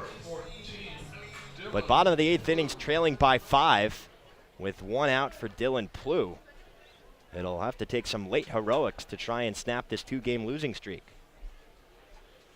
First pitch, lifted foul down the left field line, 0-1. Plew had the sack bunt to move over Gonzalez. Gonzalez could not score.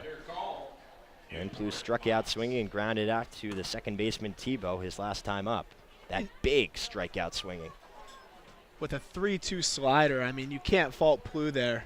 Just a fantastic pitch by Schuster and a gutsy pitch with the bases loaded and a full count. There's not much you can do there as a hitter. I mean, that changes the game. 0-1 fastball lined down the left field line, foul. And it'll be 0-2.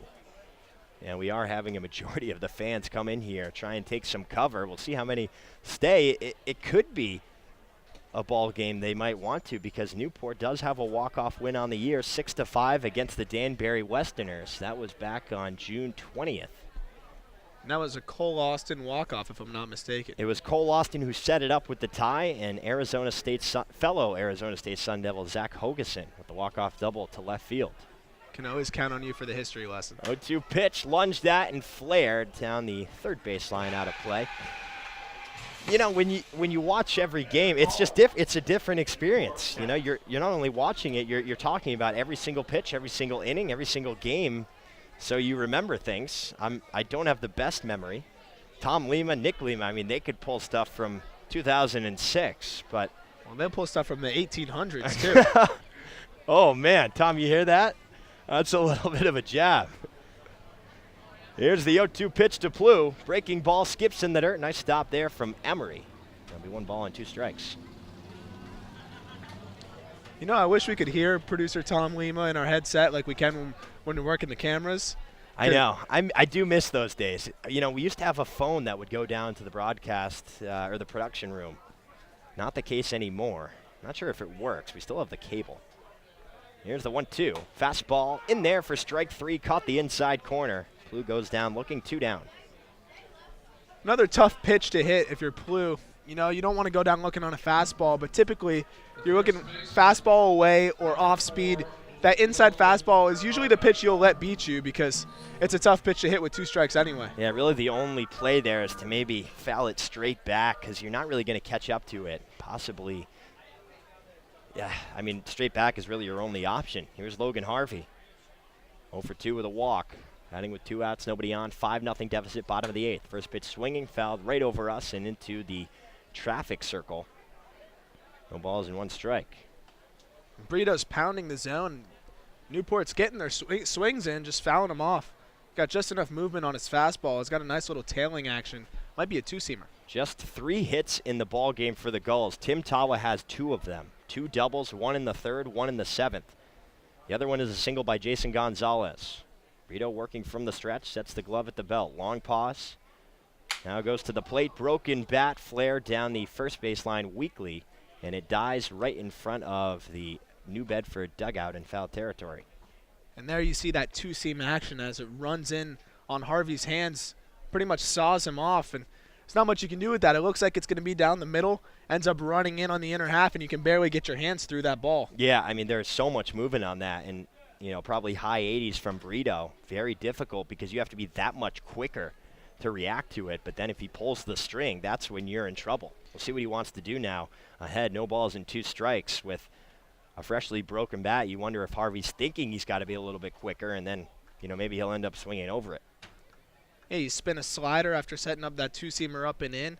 Sets up the pitch pretty nicely. The 0-2, fastball down the middle, taken for strike 3. Newport goes down in order. Second strikeout for Brito. And it's 5-0 as we head to the 9th. Bay Sox have the lead, looking to pick up their 17th win of the season. Don't go anywhere. You're tuned in to Newport Gulls baseball right here on the NECBL Broadcast Network. We'll head to the 9th inning. 5-0 Bay Sox have the lead just past the 9 o'clock hour, and we have a pitching change here for Newport. It is Holden Cook replacing Austin Michelle. We'll see if he can keep this a 5-run ball game. Cook, a rising sophomore out of Butler County Community College, 6'6", 225 righty from Oklahoma City, Oklahoma. No wins, no losses with a 10.80 earned run average. He's only appeared in 2 games. He was a late season pickup for Mike Coombs, as a lot of the guys out of the bullpen especially had to leave for various reasons. Just pitched an inning and 2/3, no strikeouts, 2 walks, and 2 hits. Last outing came last night at Winnipesaukee in that 7-0 loss. He went 1 inning, gave up 1 run. It was earned on 1 hit, no walks, no strikeouts. At the very least, it's good to get Cook some work here in a 5-0 game. You need everyone in your bullpen clicking going into the last 4 games of the season, trying to make a run at the last playoff spot. First pitch to Yish is swung on and missed for strike 1. Yish, Emery, and Markman, 2, 3, and 4, due up here for the Bay Sox. Currently, Yish in this ball game, he is 0 for 4. Grounded into a 6-4-3 double play his last time up. 0-1, that one's waved and missed for strike 2. Possibly a slider there from Cook. It ran outside, but he's quickly ahead now. No balls and 2 strikes. Yish, rising junior from Boston College. Pitch. There's the slider, and it's waved and missed for strike 3. So Cook comes in, 3 straight pitches, and he gets Yish swinging for out number 1 here in the 9th. Perfect location there by Cook. Starting on the outer half and tails right off the plate. Not much Yish can do with that pitch. No, that's just a good sequence there, and he's keeping it outside. Bay Sox do have a 5-run lead here. Newport in the bottom of the 9th will have 7, 8, and 9. Blumgren, Mazza, and Cacha DeFaro. Due up. We'll see if Brito comes back out to try and finish this one off. Here is Rob Emery. First pitch to Emery is grounded foul down the third baseline, 0-1. Emery flew out to Plew and left his first time up, then flew out to Tawa. He did have that timely 2 RBI single in the 5th inning to take advantage of a couple of Newport miscues. That's what really broke this one open, and I say it relatively speaking because of the way Newport's offense has struggled. 3 runs seems like a mountain to climb. 0-1 pitch, breaking ball, hit on the ground, left side, shortstop Blumgren fields it on the backhand, long throw across the diamond is in time. Nice job there by Jack Blumgren to put away Emery for out number 2. And that's not going to be a flashy play you see with a dive, but that's as hard of a play as you're going to make it at shortstop. A hop up to your chest like that to still get your footing and fire a strike across the diamond to first. Unbelievable play. I mean, the arm, though, that was the crazy thing. Just to get it on the backhand, yes, but to set his feet, didn't have to go to the Jeter. No need. He has the arm strength and fired a strike over to Harvey. Here's Austin Markman. First pitch, fastball, runs high and inside for ball 1. Markman is 1 for 4 with a single. That came in the 5th inning, but he was stranded on second after Winkler grounded out to Jack Gethings. Mazza setting up inside, 1-0 pitch. Fastball lifted behind home plate. Mazza flips off his mask, but it will get out of play for strike 1. And I know it's a 5-0 game, but it's another example of why having a guy like Blumgren, a true shortstop, is so important. Close game in the 9th inning there. I don't know how many guys are making that play for the Gulls at shortstop other than Blumgren. And like we keep saying, as you get down to the wire for a playoff spot, those little plays matter. 1-1 slider, swung on and missed for strike 2. Similar spot where he got Yish to chase, and now he's ahead on Markman. But you're right, your mindset has to be every single run counts. It's easier said than done. It seems obvious, but 5 runs, you never know what can happen. Here's the 1-2 slider in there for strike 3, caught the low and outside corner, and Matt Gattain punches out Markman for out number 3. We will head to the bottom of the 9th inning. Last chance for the Gulls, trailing 5-0. It'll be Blumgren, Mazza, and Cacha DeFaro trying for some late inning heroics here in Newport, Rhode Island. Tuned in to Newport Gulls baseball right here on the NECBL Broadcast Network.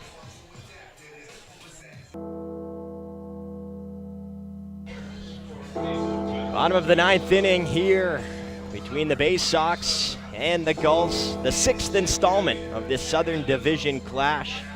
Bay Sox trying to play spoiler, and we have some scores rolling in from around the NECBL. Mystic does capture the win over Ocean State.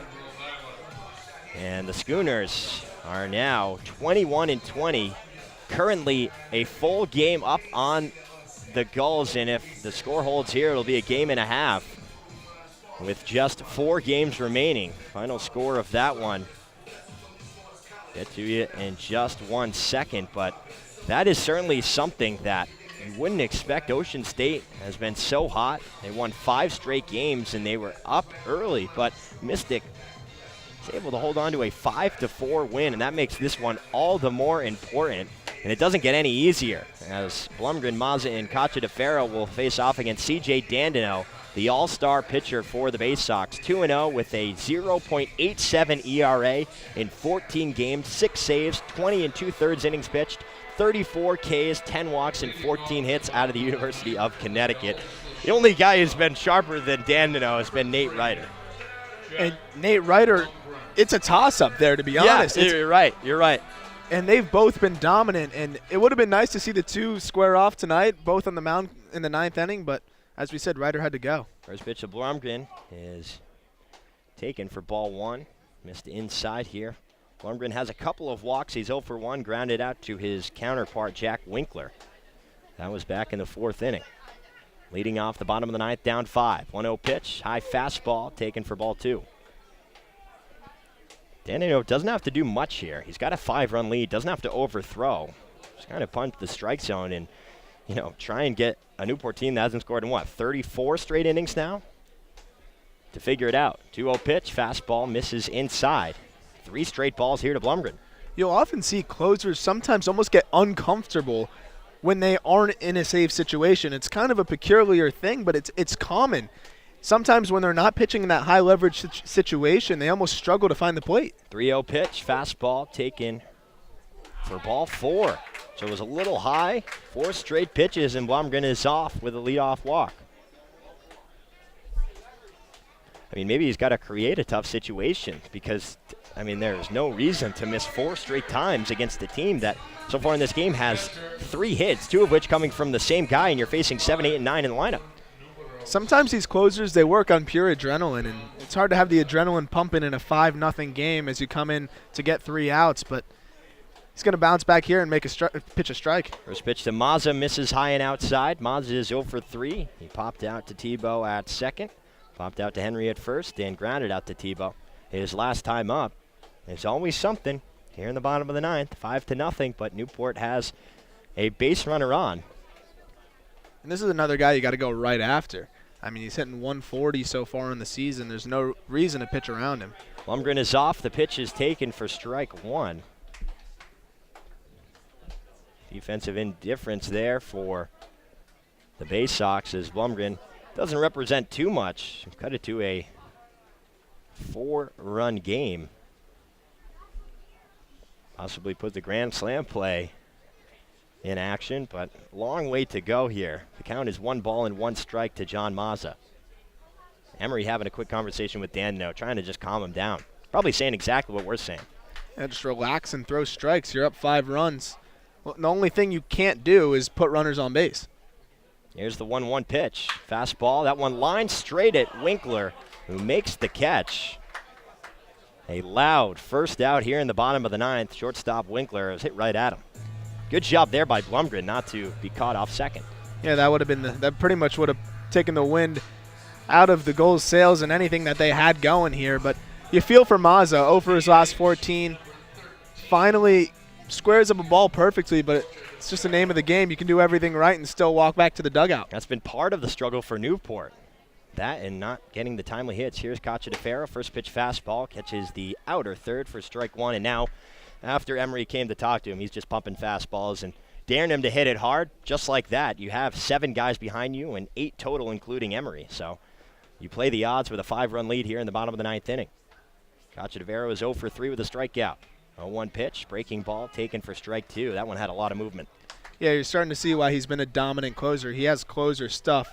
We don't have a radar gun up here, but he definitely looks like he has the highest velocity we've seen so far tonight, and that's some sharp breaking stuff so far. Closer stuff. There's no other way you can put it.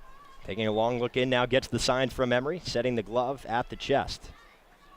Here's the 0-2 pitch. Breaking ball bounces about 58 feet. Nice stop from Emery. Count will move to 1 ball and 2 strikes. That was just too low for Cacha DeFerro to chase. Started low, ended possibly a strike in Little League. On a bounce, maybe. Blumgren with the lead off of second. 1 out. Cacciadeferro. 1-2 pitch. Fastball just misses outside. It'll be 2-2. Close take there from Cacciadeferro. It's one of the tighter zones we've seen so far this season. We've seen NECBL umpires kind of expand the zone, especially later in the games, but pretty consistent so far tonight. Yeah, Catane has been good. Very disciplined behind home plate, not letting anything dictate. It's been a very clean game besides that 5th inning, really. 2-2 pitch, breaking ball. That one skips all the way to the backstop. Blumgren will advance 90 feet. He now stands on third with 1 out on the wild pitch. Yeah, I mean, you want to harp on that inning, and of course, that is the big killer in this game. But at the end of the day, when you're not scoring a run and now 34 in a third innings, how are you going to even have a chance? They have to try and figure it out. Mystic winning 5-4 over the Ocean State Waves is certainly a big deal. And it makes that game all the more important on August 1st. The big thing is you got to be within a game come Right. August 1st. Right. And right now, they're not trending in that direction, are the Newport Gulls are not. See what the All-Star break can do for him. 3-2 pitch, breaking ball, check swing. It's in there on the inside corner for strike 3. Cacciadeferro is down, and Newport is down to its last out. That's just a nearly impossible pitch. I mean, it's coming right at you, and it's a front door breaking ball that catches the inner edge. Cacciadeferro thought about swinging, but I mean, that's just good stuff from Dandino. There's a reason he's headed to Holyoke for the All-Star game. And it shows the confidence that Dandino has. I mean, we talk about not wanting to put runners on when you're up 5. 3-2 count. He doesn't care. He's still spinning curveballs up there. Here's Tim Tawa's got a couple of doubles. Takes a first pitch slider that misses high for ball 1. Really been the only bright spot for Newport so far in this ball game. You know, I was looking forward to this matchup to see how he responds to a lights-out closer like Dandino. 1 ball, no strikes. Here's the pitch. Fastball taken on the outer third for strike 1. New Bedford 16-24 last in the Southern Division standings. 4 games back of the Schooners, 3.5 games back of the Gulls. Newport 19-24th in the South, just a half game back of the Schooners for the final playoff spot in the Southern Division standings. Mystic has won. It's now a full game. 1-1 pitch, fastball located on the outer corner, but it just misses for ball 2. And Dandino's now also throwing curveballs like we mentioned in 3-2 counts. I think that's almost a testament to what we were talking about earlier, a team with nothing to lose. Schuster was throwing curveballs in 3-2 counts as well, and that's what makes a team with nothing to lose so dangerous. Pitch, fastball, similar spot, missed outside as well. So 3 balls and 1 strike here to Tawa. Good at bat, just trying to find a pitch that he can drive somewhere. Blumgren led off the inning with a 4-pitch walk. He advanced to second on the defensive indifference, then advanced to third on the wild pitch. Mazza lined out while Blumgren was on second. Cacciadeferro struck out looking. Here's the 3-1. Fastball grounded sharply, foul down the third base line. Almost caught Greg Rawl. He's good over there. I was about to say that he's a gymnast over there. Yeah. He can move around a little bit. I mean, Greg Rawl, he's jumped over plenty of balls so far this season. He's danced around some crazy line drives his way. He's zoned in right now. Newport's trying to extend the game. 3 balls, 2 strikes, 2 outs. Blumgren on third, 5-0, bottom of the 9th. The pitch, breaking ball lifted into shallow left field, falling quickly, and that'll get down in fair territory. Blumgren scores. It's an RBI single for Tim Tawa, and Newport is on the board 5-1 here in the bottom of the 9th. And the drought is over. At the very least, I'm not a big moral victory guy, but at the very least, it's something that Newport can carry into the next game. At least they got on the board. I mean, I don't know if they can carry it into the next game because this is not a performance that they're going to be happy with if the score remains. You like the fight, certainly, but you want to carry the momentum into the next at-bat, into the next pitch. You know, depending on how this game goes, it's still a 4-run game as Stevie Mangrum digs in. He is 0 for 4 with 3 Ks. First pitch from Dandino is a fastball taken for strike 1. You know, they beat Valley 7-5 back on June 26th. So, but Valley, they are first place in the NECBL. They have the best record, 27-11. That'll be a tough game as well. 0-1, breaking ball, fouled off the end of the bat, dribbled down the first base line. And Mangrum is behind, no balls and 2 strikes here. Caillou struck out 54 times. And when you're struggling like Mangrum is, it almost feels like you start off in an 0-2 count. You get up there and right away it's 0-2. It's exactly right. I mean, it happens so quickly, and now you're just in defense mode. You get a little bit antsy, maybe on your front foot. 0-2 pitch. Tawa is off. Fastball just misses outside. Katane is not given too much on that outside corner to right-handed hitters here in the 9th. And Stevie Mangrum's living on the edge. He continues to take these borderline pitches on the outer half with 2 strikes. Mangrum is now a pitch away from his 4th strikeout of the ball game. Tawa stands on second. Still 5-1, bottom of the 9th. 1 ball and 2 strikes, 2 outs. Dandino from the set. Leg kick, here's the pitch. Breaking ball, misses low. And it's 2-2. This is what you want. You get traction into an at-bat. When you've been striking out a lot, you get down 0-2 very quickly. But if you're able to see a couple of pitches, foul one off, now you get to, maintain a little bit more confidence going into the next one, see the ball a little bit better.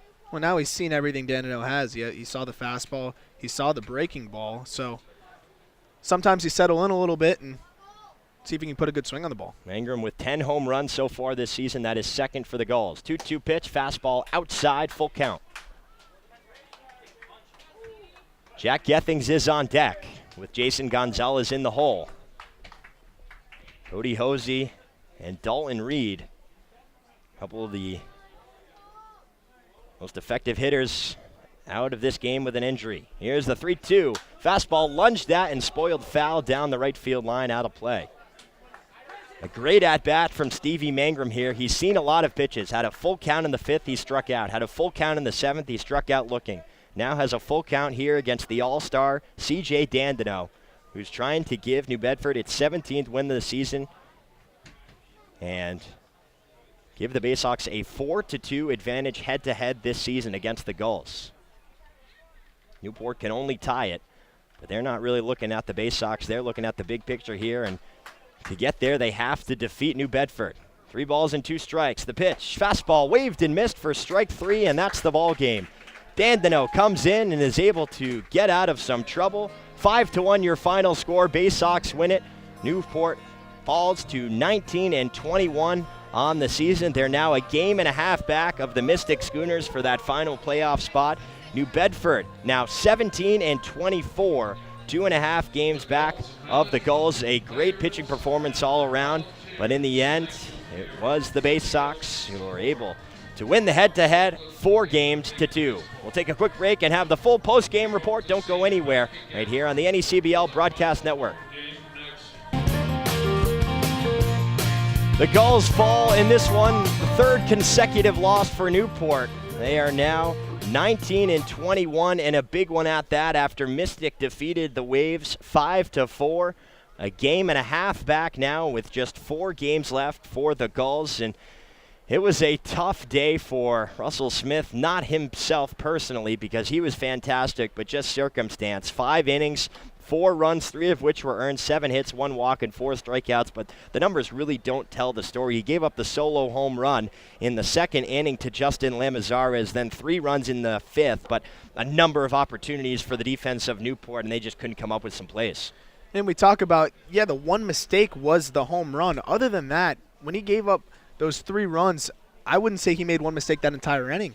You saw the blooper fall in front of Dylan Plew when he stumbled, then the bunt single that maybe he could have made a play on, and then you have the pop-up with 2 outs that Jason Gonzalez drops. The very next pitch is a multi-RBI single, and that ends up being the difference in the ballgame. Russell Smith wore the loss while Jared Schuster picked up the win. 5 innings, no runs, 2 hits, 3 walks, and 6 strikeouts. And there were a number of New Bedford pitchers in this game, 5 total. Michael Young, Brent Teller, Serafino Brito, and C.J. Dandino. And together the bullpen only allowed 1 run. It was Dandino at the end. Offensively for Newport, just nothing going. 4 hits, and Tim Tawa was the really only standout. He had 3 of them. Finished the night batting 3 for 5 with an RBI, 2 strikeouts. Just the heart of the order, not really producing. Mangrum was 0 for 5. Gethings 0 for 3. Gonzalez did have a hit and a couple of walks, so he produced out of the 4-hole, but just you miss those big bats, and Newport now is running out of time. They have to turn the page quickly, and we will flip things over now to Nick Bello, our field reporter, to break down the rest of the game. Nick, how are we doing over there? We're doing all right over here, Dave. As Dave mentioned, the Gulls drop yet another to the New Bedford Bay Sox here at Cardines on this beautiful Friday night. That was actually okay. Yet again, the Gulls drop another. Russ Smith pitched very well, and yet could not get the support from his offense or his defense. With Mystic winning tonight over Ocean State, the Gulls drop even farther behind, 1 game behind instead of a half game from before. So now they are 4 games behind first and 1 game behind the last playoff spot. Look, the Gulls need to really turn it around here with just 2 games remaining. They go on to play tomorrow, and then they have that All-Star break in between. And then they have 2 games next week, and 1 of them will be home. So these are 3 crucial games that they need to win. So what did you like from this performance? If you could find anything that you did like. Well, I guess the silver lining is they ended the 34-inning scoreless streak. But at the end of the day, you're losing 5-1. You really need to win every game at this point, especially now you're chasing Mystic for the final playoff spot, who is a game and a half ahead of you now. Yeah. I mean, we talk about snapping that 34-inning streak, but at least they have the All-Star break to break things up, maybe get refreshed and start over. There's 1 more game, as we said, coming up against Danbury, but you got to bounce back. You got to just put this behind you. You got to put those 35 innings of 1-run ball behind you and just move forward. You mentioned Russ Smith pitched well. He really did. But at the end of the day, when you're scoring 1 run in 35 innings rather, it's going to be hard to really score or to win ball games at all.